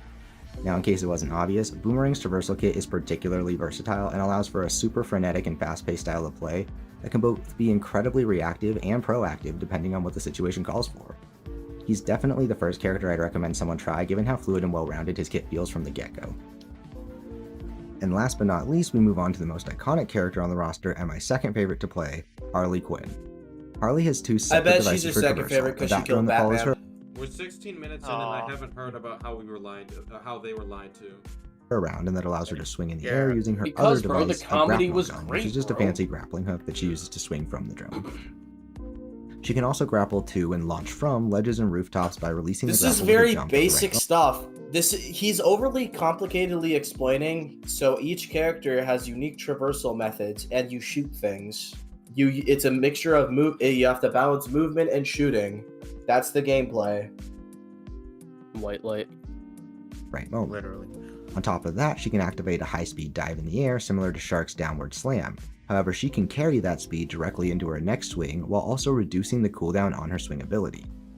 Now, her grapple swinging mechanic may seem tame at first, but trust me when I say there is honestly more depth and room for mastery here than in the web swinging with Spider-Man 2. Oh. Oh my god. I'm gonna punch him. I'm gonna punch him in the balls. I'm gonna. Oh, no. Shut up. Oh. You're objectively wrong. You can both fail at it miserably, but also look and feel stylish as hell when you get the hang of it. The real trick here is the final part of her movement kit, the ability to Hey, shorten look, the length of Colin. the tether by holding Those the are real grapple button loop-de-loops. mid-swing. How do you feel about that? Oh my god. How do you feel about that, Pippin? Yeah, Even this game Liam. can do Yo, loop-de-loops Liam. Yo, better. Liam. How do you feel that this game got loop-de-loops before Spider-Man PS4, bro? Hey, how do you feel that this game has more traversal challenges than Spider-Man 2, bro? Goodbye. Goodbye. Which, as you can see, adjusts the arc and speed of the swing. With this, her dive, the grapple launch, and her directional control, it really does start to feel like you're swinging back and forth on a trapeze between high rises like a mad circus performer. So now that we've covered how they move, let's talk about how it feels to move. I will say that controlling any of these characters, but especially Harley, takes a lot more practice and time spent playing as them than one might expect. I want And when I to. try to I switch want to from my say main like to that one whole of the others, I Spider-Man really 2 do have a hard time. comparison was one of the worst takes I've ever heard, but like I've heard a lot of takes. Yeah. I think earlier takes I mean, was very speaking Earlier of today noodles, was a nothing very surprises great me. exposure. Right? Yeah, earlier After today. after talking to noodles, nothing surprises me anymore. Yeah, honestly. Yeah, I think Noodles has just kind of made me numb. I know. I'm adapting to their completely different ways of navigating the battlefield. For example, King Bro, Shark you simply do has the fewer ways to same move while already in the thing air, over which makes his and playstyle over far more again. focused There's on where very and when to little land and variety how to in the make combat, and the mission design is so repetitive, bro. You mastered the combat in like 3 hours, bro. maintain your momentum without getting out of position, whereas the others are generally more concerned with maintaining momentum in the air and playing the floor as lava, which Shark doesn't need to worry about as much. With how encounters and enemies are designed, you are in a constant state of movement, and these traversal abilities combined with universally precise mid-air controls really do make me feel like I'm playing an evolution of something like Sunset Get Overdrive, used but to with far better moving and shoot. Whoa! Drop it. Go back. handling. Designed, Go back, you are in a go back. constant state of movement, and these traversal abilities combined with universally precise mid-air controls really do make me feel like I'm playing an evolution of something like Sunset Overdrive, but Shut with up. far better handling. Sunset Overdrive is better. Now, as for the actual combat abilities, these are a lot Evolution, more fine, universal, but with not an innovation. Combat abilities. This will be worse than Spider Combat Arena. Do you know what Spider does this Combat better? Arena.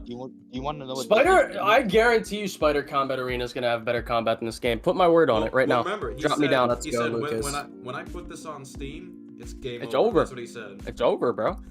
Well, I mean, do you want to know what actually does this better? Fucking Infamous Second Son does this traversal and combat way better with different elements. There's so many games like this. This isn't impressive. No, Infamous only a Second few- Son is the first one that comes to mind, and it is infinitely better than this. few exceptions, so what I say here will apply to all of the characters.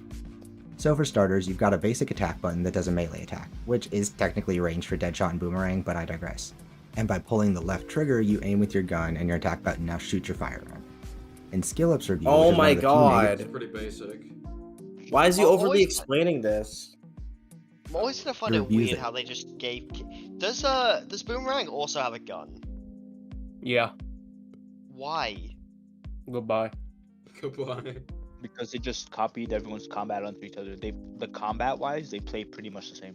doesn't Oh, feel like a hit brilliant. piece, Ralph talks about camera control issues regarding the melee and how disorienting it is. For reference, he's specifically talking about this, the ability to knock enemies above you and set up a juggle. But it should only happen if you try to aim during or immediately after a melee attack. Now I personally think this mechanic is really cool, as your camera will swing up rapidly to a tight angle so you can automatically bullet juggle the enemy without precisely flicking to them. Yeah, it's because the However, aim Ralph assist seemed to is fucking broken because it's made for brain dead babies. not be able to melee without So there's no skill in actually juggling this time No, around. it's not at all. Unless you this play on happen, mouse and and it should- keyboard. It only happen when doing exactly what I just described. Either he misunderstood the controls, ran into a strange bug, or has a controller issue he was unaware of. But in any case, melee feels fine in It my was a opinion privilege, and locks bro. onto the What are closest you target talking centered about? on your screen. You can even melee off an enemy in midair, which looks Privilege to like have that someone in controller Smash that Bros. broke and on feels both silly and cool at the same time. As for the shooting and gunplay, I think it feels great and finds a good balance between tactile and easy to control. The different weapon variants all have great sound effects unique to their model and rate of fire, which The add to a shooting solid sense is of weapon so- feedback, and like, no I two gun can't- variants have I felt don't quite the even same mean even within the this same weapon category. Because I hate the game. It is the You also have a- shooting is so brain dead. It is TikTok podcast clip gameplay. Grenade, and you can change Coming between from primary Colin, and that means a secondary lot. weapons like in most shooters. Now, let's get into the more unique mechanics. When It's literally aiming, the you can tap Subway the traversal Surfers button to of a do what's called a combat counter system. shot, specifically made to interrupt and stagger vulnerable enemies Except indicated by Subway these bright Surfers yellow is more markers. engaging. Counters can also crit if properly aimed, and are a fully fleshed out mechanic in their own right, with a number of talents and gear pieces interacting with them. Just a heavy shot. We've also got a mechanic not called played shield Helldivers harvesting to 2. consider, as our health is technically broken up into a much larger and non-regenerating shield bar, and a much smaller health bar that regenerates when not taking damage. Shield harvesting can be triggered That by a sounds number like of things, Fortnite. but the most simple is shooting at Sounds an enemy exactly speed. like Fortnite. It sounds kind of weird, but it works perfectly. If you shoot at an enemy speed enough, they'll glow with a blue fiery aura, and Does this explain how we're wrong? Like what? you'll see a little prompt for your melee Yeah, attack it's like- button, which I by bet- pressing okay, you'll like, lunge to that right, enemy and hit them with a I'm- chonky melee. Still waiting for that. It makes them let's drop not talk over minor shit. Let's just let it play. I'm waiting for like an actual like. shields, not unlike how glory kills work in Doom. Do not Speaking of compare glory this piece of shit kills, to we've Doom. also got two special attacks on separate cooldowns. Huh. A cinematic single target attack called the Suicide Strike, and our traversal attack, which is basically the AoE version of a Suicide Strike, but acts as our sort of super move that must be used in midair. And that should be everything. Nah, I'm just kidding. There are also two types of special elemental attacks we have access to called affliction attacks. Oh my god, they basically do the same fucking thing, dude. Move on. You've got an I want to affliction drown melee attack myself. and This an is so boring. affliction grenade.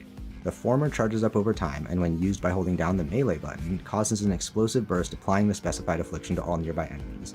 The latter is basically the same idea, but for grenades, and instead of charging it, you simply choose whether to toss a regular grenade by tapping the button, or an affliction grenade by holding it instead. And with that, we have finally covered all of our various combat and traversal options and how they work. How does it feel to play? In my not-so-humble opinion, the way this game combines combat and traversal in such a deeply engaging and explosive way is nothing short of amazing. Literally honestly the feels to me the like bare minimum. if you took the best of Borderlands literally combined with the Caboose. best of Sunset Okay. Overdrive or No depth in my combat, brain dead aim assist? Okay. Crackdown and created a Worst type of story ever gameplay that made? Okay. I think Where's that stands meme above from, either of anyways? them. It's from his video on Caboose.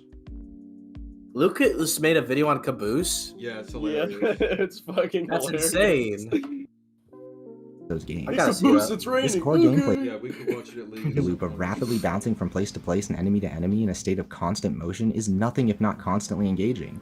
And as the game gets more challenging, the only breathing room to be found during missions comes when using more cinematic special moves and the breaks between enemy waves. Speaking of more challenging, I think now it's time we take a look at what the combat really evolves into as you reach the endgame and take off the training wheels. The first thing that players will have to adjust to as the game gets more challenging is the fact that you must do everything possible to stay in motion, as any extended periods of downtime can lose you a ton of momentum on account of how enemy attacks and the combo system works. Doom does this better. A ton of the talents across all of the characters are specifically focused on providing substantial buffs to yourself and debuffs to enemies as you reach different combo thresholds by playing in a way that complements your build. And a combo is rather generous, given that short of being KO'd and needing a revive, it's unlikely you'll lose your combo count once you build it up in an encounter. You simply build it by doing damage, killing enemies, and generally playing to the strength of your character's talents. And I'm gonna be honest, when I played through the game, it was so fucking brain dead that I never had to keep track of my combo thing, and I never even knew how the combo system worked. As you level up, they really come into their own at endgame where it's easier to see the different archetypes they lean into. As for what makes you care about this, enemies are generally speaking going to fire off most of their dangerous and telegraphed attacks aiming where your character was roughly 1 to 4 seconds ago. And at endgame, most telegraphed attacks can throw you off rhythm like a sniper shot that disables your movement for a short time, or straight up kill you like destroyer explosions, thereby dropping your combo back to 0. And it's these threats that create the demand for constant movement. The real genius of this system is in how it passively trains the player to understand the rhythm of combat by establishing the idea that you should try to be moving and dealing damage simultaneously at all times.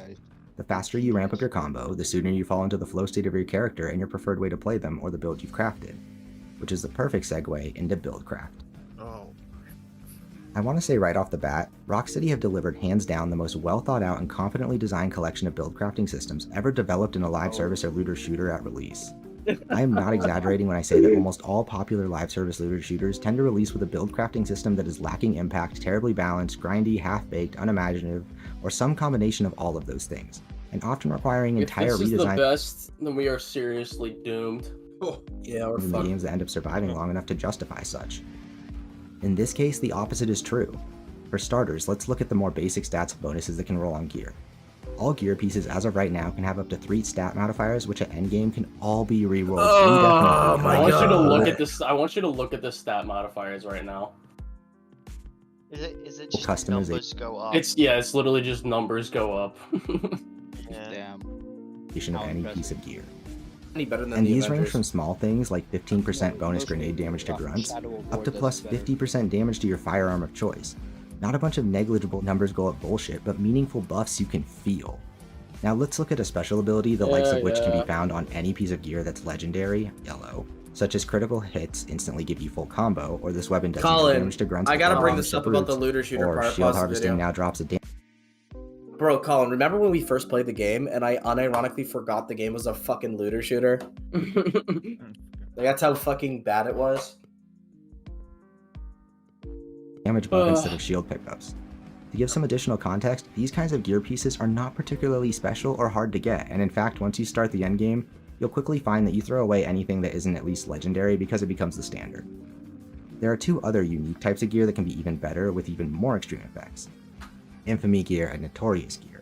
Now let's look at just one of the 3 different Vayne-related sets of Infamy gear available at launch. Oh my fucking god. For starters, as you can see, these pieces give you a Alright, unique skip, bro. effect Yeah, with just skip this shit, bro. I'm so of done a with set this. which means you can, in theory, have a total of 8 unique set-related effects that basically define how you approach combat, all active at the same time. Not including the individual effects some of them have, like the weapons and the shield game incursion, so I can explain the thinking in action.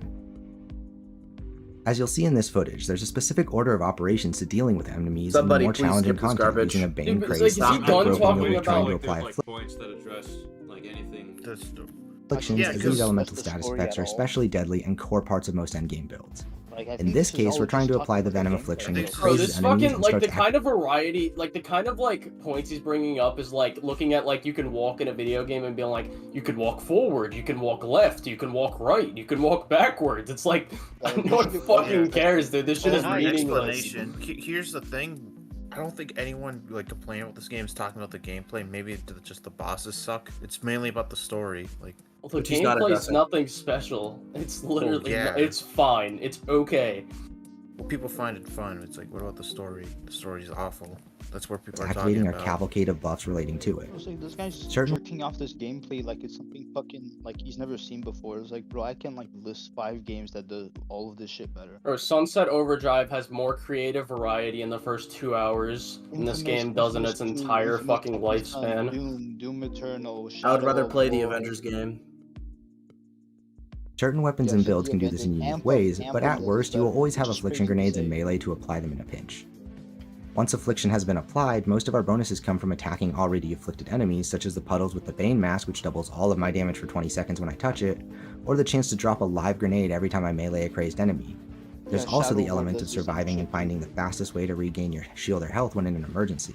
I tend to hold my Suicide Strike in tense spots because the cinematic makes me invulnerable for a moment, and when it's finished, I get a big chunk of shield What's your name, back, and I sir? have to be What's your careful not to name? use it on an I don't exploding know. enemy. Listen, I don't know. Listen.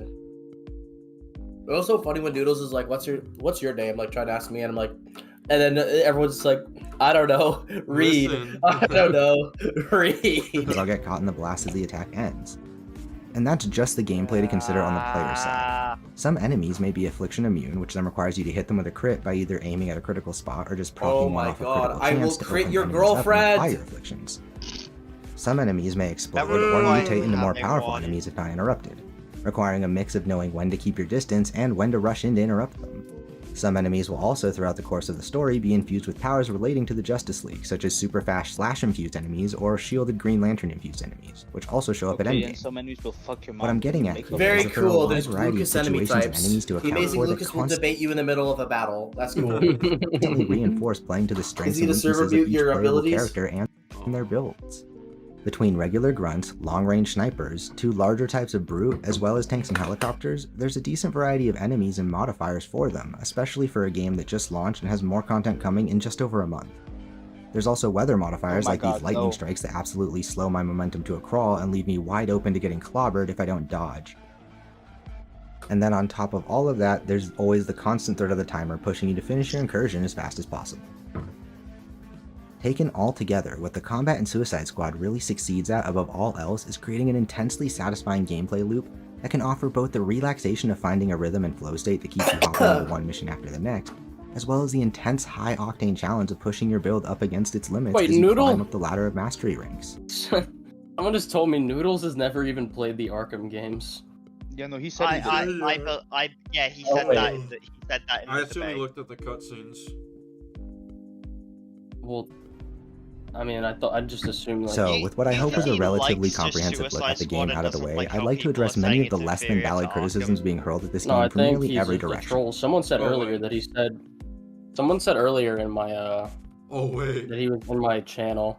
Look at this. Relaxation of finding a rhythm and flow state that keeps you hopping Or into one my mission after the Discord next, saying he was as well as the trolling. intense high-octane challenge of pushing So your why build did up he against even join the disagreement day? Probably funny. I don't know. If he was trolling. I don't think he was, to be honest. I think he had an actual point and tried to argue it, and then it just failed.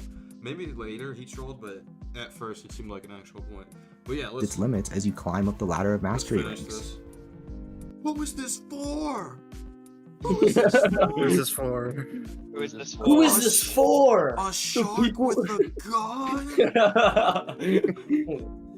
The people on Alright. Twitter saying my life is terrible. I hate my life. Oh. So, with what I hope is a relatively comprehensive look at the game out of the way, I'd like to address many of the less than valid criticisms being hurled at this game from nearly Oh, okay, here we go. This is the every interesting bit. direction. First is the idea that it's either a mistake or the wrong choice to make the game a third-person shooter with an emphasis on the shooter. Now, ignoring the fact that 3 out of the 4 Who the characters hell don't says really have that? any I never heard this before, so this is a mystery to me. superpowers to speak I've of, only ever and heard King this in Shark is regards just to, really strong, which is yeah, why he's I've the only only one who heard this- doesn't receive any kind of gadget in the beginning. Pause. What? I've only heard this reference to King Shark because King Shark is obviously strong enough to like not need a I mean, gun, also- and we should have given him like more melee. Well, weapons. Captain Boomerang's whole gimmick is Yeah. that he throws boomerangs, and he doesn't really do that in the game. It's really It was weird. fucking Yeah, cool exactly. boomerang It's weird, combo. like- It makes The these only supervillains not seem unique when the whole point of why we like comic book supervillains is that they all stand up from each other. Yeah, it also takes away what makes when you make everyone the shooter, you take away what makes Deadshot special. Mhm. Because everyone's just the gunman at that point. Everyone's a horse with a gun. I don't know who this is for. I bet it's for Twitter people like you just hating your life. Wah, I hate my life. I hate my life. Time to play Suicide Squad, kill everyone else's joy. Wah. But I don't like this. Hold on. I don't Riley's like this. Gaming. If you want to debate, you have to DM me. Final disagreement. Join the Episode. stream. What exactly should they be fighting Pippin. with? Like, Deadshot literally has shot in his name, Harley just is generally let this depicted with a bat or mallet and a revolver, all of which he has access to here, and Boomerang's namesake thrown weapons are used for both his traversal and his own ranged variant of a melee attack. Oh yeah, fact that the King Shark is brain the dead only one melee here who- attack R2, no thought. So he only uses boomerangs for melee. The whole Ooh, point of these are- Captain Boomerang is that he doesn't use guns. No, He it's throws not. It's boomerangs not at like people. It's not like. I mean, kind of melee. Like, it depends on the finisher you use. But like, the thing about the Arkham games, right? When you're just pressing square, you still have to pay attention to who you're especially. I mean, maybe not in Who like you're squaring. Yeah, because like because your pay attention to combo. who you're fisting. Yeah, like your combo actually matters to get the variety in the combat. With Boomerang, Variety it's of like the fisting. yeah. Whoa. But like with Boomerang, when you just press R2, it's like okay.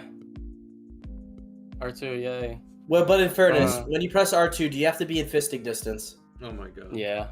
Able to have fight without any guns kind of speaks for itself. And on top of that, they need to get tech from Toyman, Batman, and Lex to make taking on each subsequent Justice League member even possible. Guns should not beat the Justice League. What argument is that? We went over this. Expect these 3 humans and King Shark to fight these incredibly powerful metahuman characters without this comic book tech and plot armor on their side. What? Are you stupid? Wait, I need to get that. Here, who it would be feasible to have fight without any guns kind of speaks for itself. And on top of that, they need to get tech from Toyman, Batman, and Lex to make taking on each subsequent Justice League member even possible. I simply don't know how anyone would expect these 3 humans and King Shark to fight these incredibly powerful metahuman characters without this comic book tech and plot armor on their side. I don't know, maybe write the story better? Yeah, write it fundamentally differently. Listen, you guys have been lied to. The story is... You guys have been lied to. The story is not bad, it's just bad, okay? Like, you fucking idiot. I love how he just acknowledges that, yeah. People who think Suicide Squad is we had good. bad reading comprehension. Remember, this guy said the people criticizing the game story have bad reading comprehension, and this person's defense for plot armor.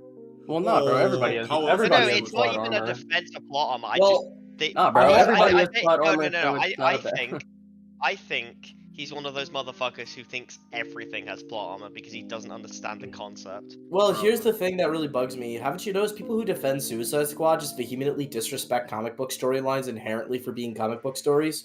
It's really obnoxious and it pisses me off. It's like, do you guys not know we do have like comic book stories that have none of these issues? Like the Batman is literally a 10 out of 10. Yeah. Like that movie's almost perfect, if not perfect. I will take like we can have comic book we can have comic book movies and comic book storylines that are not this bad. We could even do it with crazier concepts. Like something like Arkham Knight story, like that story's fantastic and it has a fucking crocodile man in it and shit and crazy comic book shit. You don't like you can still write good stories with like these concepts. Well, no plot armor because human. The Spider-Verse movies is literally fucking multiversal stuff with spider characters. That doesn't inherently make it bad. Like this stuff is so stupid. These arguments are so dumb and disrespectful to like comic book stories that even just media has given us. That's ignoring the shit that even comes from the fucking books. Like the most iconic stories in comic book history is The Dark Knight Returns, which is a fucking 10 out of 10 story. The Watchmen, which is a perfect story too. Like there is fantastic comic book media out there, even with crazy silly concepts that were written well and written with respect. Stop acting like this is the norm. This isn't the norm. This is the norm for MCU schlock at its worst. What? No, it's worse than the MCU. I can guarantee you. I mean, I'm just gonna say this outright. If you went through these stories, right, with these people and asked them why it was dumb, they'd probably pull some bullshit about like, well, in the real world, right, in real life. Yeah. And real life. That's just real life. That's just real dismissive of fiction as a genre. Yeah. If you can't accept, like, here's like the thing that bugs me, because like I still remember like, you know the stupid high schoolers should have figured out Peter Parker's Spider-Man and the real human and all that stuff. It just blows my mind when I heard this argument before. When you were arguing with Southpaw, you were literally like, okay, so what, humans in this universe, there's clearly some Toon Force in this universe. And then he goes, well, unless they have spider powers, like, no, like I think they're just normal humans. It's like, so you can like praise something like Kung Fu Panda, which has a fat talking panda that can literally withstand like fucking multi-city block level attacks and shit and not die. Those can be masterpieces, but we can't do the same for superhero content. Silly. No, it's animated. It's ridiculous. It's animated, therefore that's the only thing that can have exaggerated physics. Yeah. Yeah, it's like From a just because gameplay it's from a comic book doesn't mean that like you don't. It doesn't mean like you treat it like it's automatically going to be schlock. That's why I find so disrespectful and obnoxious, especially when comics help storytelling like historically. When you think of the relatable protagonist, you think of Spider-Man for a fucking reason. Give this damn genre some fucking respect. God damn. But yeah, Not only keep have Rocksteady delivered on a best-in-class third-person shooter experience, but they managed to infuse each character with unique playstyles and identities in spite of their shared use of firearms. Mid-game. This may be hard to really see and feel until you've started to properly dabble in endgame and how each character starts to get pushed to their limits. But if you haven't made it there and spent a decent chunk of time with it, you haven't really seen the combat model in earnest. These kinds of games spend a great deal of time tutorializing and introducing mechanics to players so as to prevent them from being overwhelmed. Which is why, as I mentioned earlier, the story playthrough is intended to be a comprehensive gameplay tutorial that prepares you to play the more complex game it becomes. Pause. I know. The story. Oh my god. Wait, did I hear that right? I need to hear that again. Actually. Yeah, that's what you just heard. That's So what as you to just prevent heard. them from being overwhelmed, spent a decent chunk of time with it, you haven't really seen the combat model in earnest. These kinds of games spend a great deal of time tutorializing and introducing mechanics to players so as to prevent them from being overwhelmed. Which is why, as I mentioned earlier, the story playthrough is intended to be a comprehensive gameplay tutorial that prepares you to play the more complex game it becomes. There is So you have a more compounded, complex game in the later seasons because it's live service and this is just a long tutorial? I just want to say there is nothing overwhelming about this game's combat system. No, or mechanics. He's saying, I think what he's saying is that it's meant to be that way because it's a long tutorial or some shit. Oh, did I get your friend request? My He's literally bad. just saying, like, I can explain to you what he said. He just said that the story for the $70 AAA game is just a long tutorial for the later seasons.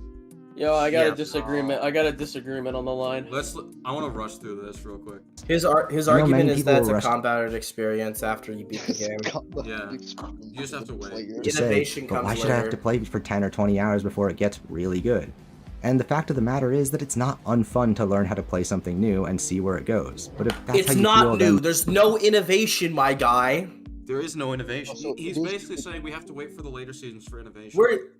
Where you live at? Where you live at? How about you fly over here? How about you fly over here so we can talk to I'll tell him this. It may not be unfun for him, but it is unfun for me if I have to spend $70 for a game and then play it for 30 hours as to get a tutorial for what the game will eventually become. That seems pretty unfun. Kronos, are you aware of Assassin's Creed 3? Yes. Do you remember what the most common complaint? Yes, Yeah, the most common complaint of the game. Yeah. The beginning of the game is too long and there's too much. Yeah, people hate this shit. That's why I've only played it once. Yeah, that's the hardest to get out of all the games in the series. That one's the hardest one to replay because replaying it requires you to learn the game again and again and again, and it's super slow. It's painful. That's why it's not replayable because of that. That's why I only played it once. Then stick to what you know, I guess. Games that need to provide the depth that can bring people back day after day and week after week generally require some openness to letting the game tell you how to play, and there's nothing wrong with that. Especially for a whole game. If your game is good, it typically won't take 30 hours for you to learn how to play the game. Especially if the learning curve and ramping of difficulty are well paced as they are in Suicide Squad. They are not. It takes 30 hours. According to Also, this argument completely falls apart once you realize, okay, so what is it teaching you when you're trying to like move the payload again? What kind of gameplay mechanic is it teaching you when you're moving Batman to his death on the bench, like in the truck? Like what new are you learning there? Because you're doing what you did a million times before. How much we hate these heroes. That's what you're learning. I know, it's so what a fucking stupid argument. Oh my god, man. In every level. The lack of variety. Now, I won't argue that this isn't true. Especially if the learning curve and ramping of difficulty are well paced as they are in Suicide Squad. They are. It's not. It's awful. You just said this a long tutorial. From what I've seen, the main campaign is brain dead and barely has challenge, and then like in the late game, it gets like slightly better, but never really truly like gets balanced. Yeah. The lack of variety in missions. Now, I won't argue that this isn't true. I'll argue that it simply doesn't matter. It doesn't matter that there's no variety in your game. So it doesn't matter that there's no variety in the missions. Okay. Okay. This is With pretty much all loot-based games like this, the core of the game is a all loot-based games have no variety. Dude, What? Minecraft has more variety than this. Fortnite has more variety than Borderlands this. Fucking Borderlands has so much variety. It just blows my mind when we get Minecraft these has new looter existed for shooters that are years boring. before Yeah. this was made. a simple, Borderlands like, is search so much quest- fun. Yeah, a simple like, for example, Borderlands. So a simple like search quest looking for adds either lore or just an interesting like optional thing you can do. Fuck, bro. I'll go really far. Skyrim has more variety than this. Yeah, Oh, this no. is such a horrible It does. argument right here. Yeah, Skyrim. It doesn't need to have variety. Yeah, We just Skyrim- want the same thing Shit on over this and game's over again. variety. Gotham Knights has more variety Fucking than this. Skyrim. This is the fucking anti- Fallout 4 has more variety. This Jesus. is the anti-innovation equation right here. This is the anti-innovation equation. The anti-depth equation. Lucas's arch nemesis is literally Green Lantern Lucas because he represents the lack of innovation of this game. Satisfying combat And Lucas loop has that to doesn't beat him with demand the Spider Combat Arena. That's how he's gonna win. a whole lot of We've interaction seen with this other outside before, systems. That is to say, jumping around simply doesn't matter. As with pretty much all loot-based games like this, the core of the game is a satisfying combat loop that doesn't demand a whole lot of interaction with other outside systems. That is to say, jumping around killing dudes is what the game is built to excel at. They've made it a ton of fun to Dude, you do this in Yeah, GTA but you 5 can as- do that you in this creative. You do this in GTA 5 as well. That has way more variety than this game. There's You can still do that in creative and different ways. And I will say this, for a shooter, that's a responsibility of yours because shooting is boring. The reason why Arkham can get away with like kind of just, combat. The reason they can do it is because combat inherently has more engaging elements to it because you have to balance like the enemy types way more than you ever will in a shooter. Like just adding a brute changes up the combat arena, like in an Arkham game. So they don't have That's why to do melee stuff. combat is infinitely better than shooting. But with like shooters, it's about the level design. That's what's important about them. Yeah. So if you make the level design Well, boring, yeah, the shooting's I'll boring. say this. I That's think why Red every Dead. Resident Evil- Well, I'll say this. I think Red Dead 2's level design is really outdated. Even that game has way more interesting levels to play than this shit. I mean, fuck. Infamous Second Son blows this game out of the water. Like everything, this game. Well, attempts yeah, I to mean, do, that's Infamous disrespectful to Second Son Infamous to even try and I mean, in fairness, Infamous Second Son is the worst of the series. Oh, yeah, my bad. Delson was mean to a fucking basement dweller. fun to So- jump around the city killing dudes. So Let's breeze Yeah, I through was it. gonna add on just saying any Resident Evil game fucking even like RE6 blows this out of the water. Any game blows this shit up. Fucking Pong blows this game Fucking out. no. Call of Duty does this better because back in the day, when you play like something like World at War, the reason the shooting never got boring when you play through the campaign is the level design. It was always memorable. Well, yeah, Claiming that all you you- do Black Ops 2, Black Ops 1. Oh, had I'll such better argue. whole lot of I'm that. actually gonna push back against that. I've never been too engaged with the fucking Call of Duty campaigns, but multiplayer. Now that's a different story because you're playing against real people.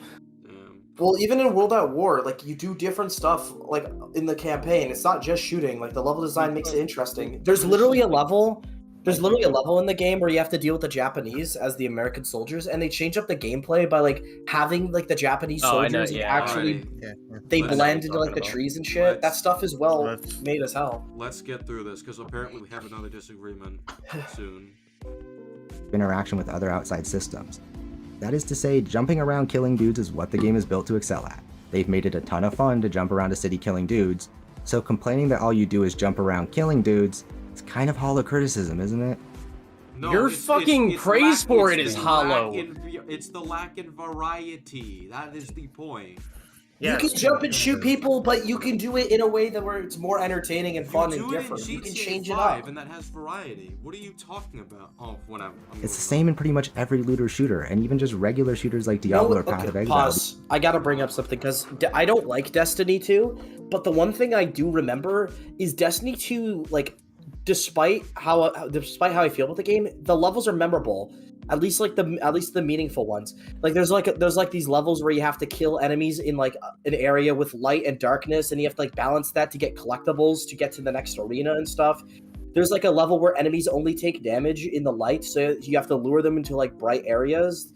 There's like obstacle courses while fighting enemies and stuff. There's a boss fight where you have to deal with multiple shielded enemies while you have to platform, and the platforms are disappearing slowly, so you can't lag behind. and you have to kill the enemies efficiently. Like, that's what a looter shooter is. Like, looter shooters can have fun level design, and that game is literally movement and shooting too.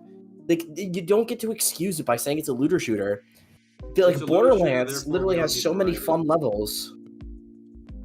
I love Borderlands. There's so many crazy fun levels you can do. You can like get into a vehicle and start vehicle warfare and stuff. But are those looter shooters live service? No, because live service is a scam. No. Val, because the objective is whatever it needs to be, so you have an excuse to push yourself and your build against increasingly challenging hordes. And the fact that so many people fail to see this very obvious decision that was undoubtedly the right one for this type of game really speaks to the fact I'm sorry that I keep pausing, but he's actually talking about meaningful gameplay stuff, so I'm actually a little more engaged now. So I want to say this.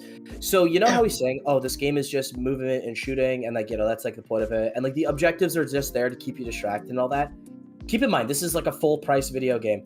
Uncharted 4 literally has, for full price, a long, at least 10-hour story campaign with variety. It's like 26 hours. I don't. Shut the fuck up. My bad. My bad. I should have done a Google search on it. But whatever. It has a fucking long ass campaign with, you know, fun set pieces, mission variety, a great story, puzzles to change up the stuff and all that. They have a multiplayer, which is a competitive multiplayer, which is movement and shooting against other players. But a literal mini side mode in the game, which is its co-op mode, is literally with your friends moving around using your movement system and shooting enemies and like doing some like meaningless objectives to keep you busy. That is a side mode in a fully priced game, not the main game. That's a side mode. That's Call of Duty Zombies. That's what he just said right there. He just said he basically just accidentally described that this whole game is basically a third side mode in a proper shooter game.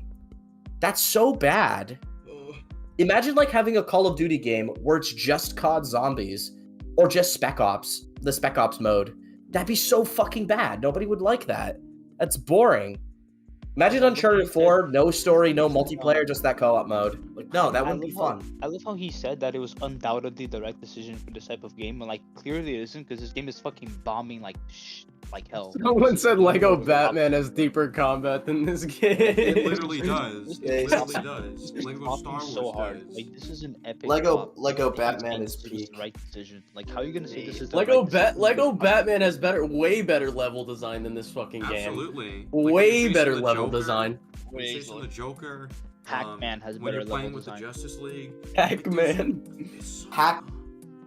Lucas's fan game Hatman Returns has better level design than The this. Spider Hat Innovation Spider Arena. Combat Arena. Combat. X-Hat. Some games just aren't made for some people. If you don't like looter shooters, if you don't want to play third-person Borderlands meets Sunset Overdrive featuring DC characters, no amount of love for the Arkham Borderlands series has is going way to more change fun levels than this. that. But it's not the developer who has failed to make a fun game, and they delivered on what they promised by making Yes, a it fun is. co-op looter shooter featuring well, a first of all, Suicide fun Squad. is subjective, but obviously yes it is. Otherwise this game would be successful. And I don't you know like it's how he's. not. I really don't like how he's disrespecting Sunset Overdrive right now, because that It's game. critics- I mean, compared And to any Borderlands. game is disrespectful. So. Well, no, because he's saying if you don't like Borderlands mixed with Sunset Overdrive, then you're probably not going to like this game. It's like, no, but what about the people that do like those games? Imagine how disappointed they would be if they watched this video and said, yeah, I'm going to buy this game. What the fuck is this? Yeah. He just doesn't know that there's more meaningful reasons why those games can be fun besides just the basics. It's like, yeah, sure, it's a looter shooter, but there's a lot more to it. Borderlands has well-made level designs, a fun story full of like memorable characters, a really stylized art style that keeps you engaged, fun new crazy weapons that do different things and have different modifiers. They get you excited to try out everything. Expansive side quests and really well done level design and stuff. Really, really unique open worlds that stand out from most video games. It's like, that's why people like Borderlands games. They don't like them just because they're looter shooters. There's a lot more to it. They're well-made games. Critics who have failed to meet the game on its own terms. Third is the suggestion that the choice to make a looter shooter or a live service somehow makes the game inherently bad. Some of the longest running and most beloved titles ever made are live services. That's not a good argument. Final Fantasy XIV, World of Warcraft, Destiny, Path of Exile, Warframe, Those are Fortnite, MMOs. RuneScape. Destiny sucks. No, most people don't think Destiny's a good game. When Destiny Also, first came out, it was not praised. People were criticizing it. People didn't like Destiny.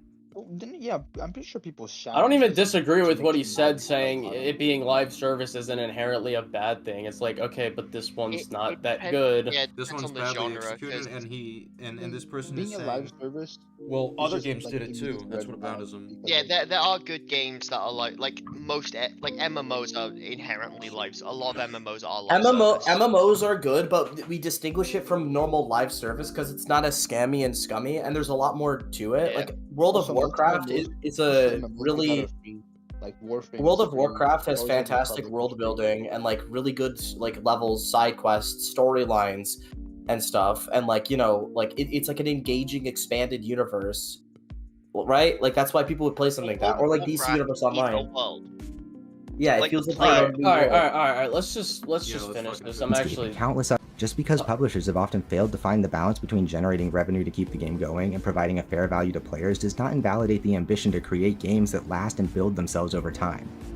All of the content that comes after is only made possible by first laying a solid foundation, and I strongly believe Rocksteady understood the assignment when making their live service.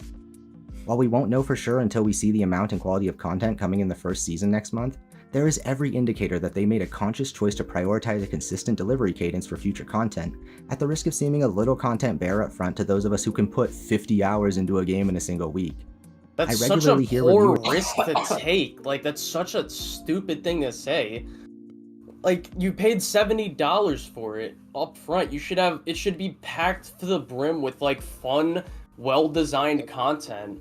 Like Yeah. right now is that you should spend $70 on this game, get 50 hours into it, wait for them to update it, and then it will be good. I've literally said this before. If this game was free, I think a lot of people would like it more. Besides, besides the story being fucking disgusting. I already If think the story $70 is didn't, crazy for a game. if the story didn't exist and the game is just fighting aliens like this, not in the Arkhamverse, and it's for free, like I don't think people would complain. They would be like, yeah, it's all right. There are very few games that I think are generally worth $70. Like, Yeah. I don't think I've Viewers seen may- a single game that's worth $78. I'm gonna be real with you. I comment that regret they simply the most current game that I actually paid full price is unironically Spider-Man 2, and I do regret that purchase. I wish I got it cheaper. Like I feel like games are way too expensive already. So like adding like vapid, boring games like fucking Suicide Squad, it's like, are you shitting me? simply have to review the game as it is in front of them. And while I understand that they are trying to avoid the trap of believing in promises from developers and publishers, this has led to a widespread choice to completely ignore the value of any work that is laying the foundation for the next update or for. That doesn't address the concern, because you basically just said that the company has power over you, and they get to scam you in the end. Like, oh, there might be something good, but there might not, but go buy our game right now. Yeah, like how Dude, to this day I still regret getting the Avengers game. Because I thought even if it would be mediocre at first, it would get better, but they never did. They gave us one expansion and then they fucked off because they failed so badly at it. It sucks. Yeah, and I don't like what the ideas that it promotes. It's like, oh, we want you to buy the game at launch, but it'll get better later. It's like that. So they have already won you over at that point. Wait, SK, I'm sorry to cut you off, but they want you to be Superman in this game. They want you to just go in with good faith. We have to go in good faith. Exactly. Ironically, they want our good faith before they even give us content. They could just as easily not make the review process a race to publish first, and by extension hold their reviews until such a time as they can deliver an earnest assessment of what to expect from content updates. But funny enough, that would cut into their revenue just like it would cut into Rocksteady's, so maybe the solution is to, as critics, simply agree to be better than that. This video would ideally not come out until after the first content update either, but my hand is likewise forced by other reviewers and critics so as to avoid releasing an irrelevant video well after they've incorrectly made up their minds based on this point? What you? So you we should can't review wait. the game? Yeah, We wait. have What to the wait to fuck? review it, So even though they already released You it? have no. You have to wait until they finish updating the game because it's a live service to review it. Is what he's This is doing. literally the Oh my god. You can't critique the game. It's live service. Fucking god. a dishonest approach to the game. And to back up the idea that this simply isn't a fair or valid approach to reviewing games that are built from the ground up to receive more content, fucking serious? There's no way to fairly review this. That's what he's saying. Nope. Stupid. Jesus Christ, dude. Joker is releasing in March alongside Season 1, Dude, less look than how 2 months boring after the enemy launch. designs are. They look like any video game Whatever. enemy ever. It's Let's so get bad. this done. And there is simply The season content is free, so what are you guys talking about? So the season content will tell you, hey, is it worth the money or not? Isn't there a battle And pass it's in this not. game? Yeah. Aren't Because there again, loot boxes you're in this? saying this is not a finished game. So we're getting the finished product after the season's content comes out. For all we Anything, know, I would have respected them more if they made the game like $20 and then made all the seasonal stuff like 10. Yeah. So that people don't have to pay $70 for a game they might not like. I respect it more if they made it free. I would simply no. I think it's just insane that we're debating all these scummy practices from Rocksteady when back in the day they used to make the Arkham games which were way more respectable. The worst that Arkham ever did was give you a $40 season pass where you get more content. Why is this person bending over backwards to defend this? It's an anti-consumer practice that the corporations are taking advantage of. Like, what? Listen, if I went corporations back in bad time- until they make something I like, then they're good. Yeah, Well, I guess. if I went back in time, right? If I went back in time I'm to back. 2006, and I told someone, yeah, you're gonna pay $70 for a game, and it's not gonna be finished, and it's going to be finished at a later date because they're gonna update it, people would laugh in my fucking face because that's so fucking stupid. No way that would even be suggested were he not well and truly finished months ago. I even suspect that the Season 2 and 3 characters are likely done or close to it because creating an entirely new playable character and incorporating them into a game of this sort in anything less than a year sounds like an act of God. But that too Not is if they're all criticized because now the literally played developers are accused of maliciously holding back content when in reality they're simply trying to deliver what they've worked on for 8 years in a manner that they believe will provide the most should've fulfilling waited longer experience for then. dedicated players and ensure that what they made gets thoroughly enjoyed before moving on. I understand the choice to be a skeptic and a cynic, but I don't understand the choice to ignore what is so plainly in front of you, for fear of what? You just kidding me? said you don't Oh know my what's God, coming. dude. It could be For like fear of what? I don't know, losing $70. Yeah, wasting your money. They've been half-assed the other seasons. They could have half-assed those for all we know. And then for all that we said, know, "Oh, it's like that's 3 great." missions and not Yeah. good. Yeah. By the way, I do want to bring up yeah, it's been 8 years and you still couldn't give us a proper amount of content for the start of the $70 game before you give us more. Like, what the fuck? That's why I hate live service. It's a scam. It's not that you're getting more It's a half content scam, over it time. feels. Yeah, you're not getting more content over time. You get less content in the beginning, and you get the same amount of content you would have gotten if you just paid a normal $70 game that wasn't live service. It's so disgusting and shit. Dude, it just allows companies I to hate have this. loopholes to scamming. That's basically what it is. If a company can find a loophole to scamming, they'll do it. And that's what this basically is. What? Giving So praise bad. to hardworking artists? Like, come on. If nothing else, this has been an eye-opening experience for me personally when it comes to the value of forming one's own opinions. They worked real hard. I am to disrespect 100% the on the Arkham side of games franchise. discourse that rallies against aggressive monetization and the oversaturation of the industry with the live service model. What? But many people I would have hoped You to call my just contradicted yourself. one's own opinions. Cannot say this. I am 100% on the side of games discourse that rallies against aggressive monetization and the oversaturation of the industry with the live service. What the fuck? Ben, just bent over backwards. why are to you defend just defending live this? service. You acknowledged the issue and this person's so fucking stupid. Jesus. Model. But many This person says people have bad reading comprehension if they criticize the game. What the hell? people I would have hoped to call my person peers pays someday for have handled the coverage of this game so disingenuously that I am thankful to be a small and Oh, shut up. growing content creator free of whatever compels them to say what they do. I really am enjoying every moment with it, and anyone who knows Including the oversaturation of live service? Oh my god, bro. Pause. Listen to what he says. When it's him, I'm so glad I formed my own opinion. And when it's the other side, the side that disagrees with him, it's like whatever Disingenuous. compelled them, Disingenuous to bad faith code. say such things, as if there Yeah, was whatever some compelled insidious them. purpose It's behind them, ridiculous. and not just them Disingenuous forming bad their faith own code. opinion. knows how much time I've spent with games and how much passion I have for them The one who will know pays that this Elon Musk one likewise $8,000. has to be the result of something special. I will say that if you don't like looter shooters, if you don't like gear-based progression and build crafting, Don't like bad then nothing games. about this will appeal other than perhaps the fluidity of the movement, and if you go in open-minded, then the story and characters. My issue has been that the wider public is Open-minded. reviewing the game like a single-player action game as though it's a direct gameplay sequel to the Arkham series rather than just a narrative one. No one what the fuck? Who is comparing this to the Arkham series combat? Yeah, it's lucky it's not compared to Arkham, because if it was, it'd be even more fucking doomed. Like, what? Yeah. I love the Arkham games and consider Arkham Asylum you in particular don't. to be one of my favorites of all time. While I went in a skeptic I with don't an open believe mind, you, believe because me you're when I okay say with this game killing him. Well, let's let it I don't play. believe you that 'cause you're Suicide okay. Squad Kill the Justice League is all I could have hoped for, far more than I expected, and that Rocksteady Games This has is made all me he a could've believer hoped in what I for? hope is a Man, game you with a have the long life. worst- You have such a shallow Let's let this imagination. final statement finish, and then I'm gonna be done after this, to be honest. Skeptic with an open mind, believe me when I say that Suicide Squad Kill the Justice League is all I could have hoped for, far more than I expected, and that Rocksteady Games have made me a believer in what I hope is a game with a long life ahead of it.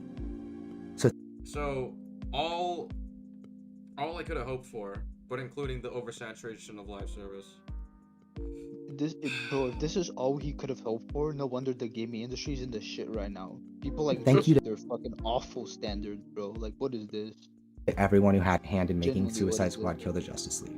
I hope that this video can be a positive force in an industry that has so flippantly disregarded the hard work and passion of far too many. No wonder this got like 500 dislikes, as you said. And I look forward to seeing where the game goes I'm from adding on to it. Yeah. Thanks for watching. If you'd like to see more, You're not welcome. This was wow.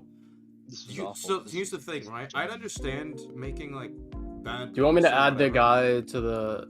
Honestly, I'm done. I'm Yeah, fucking same, done. bro. You wanna Like, do it? Fine. Yeah. I'm done. Yeah. I'm done. Miles, I- you got I'd this. be interested. You got this, Miles.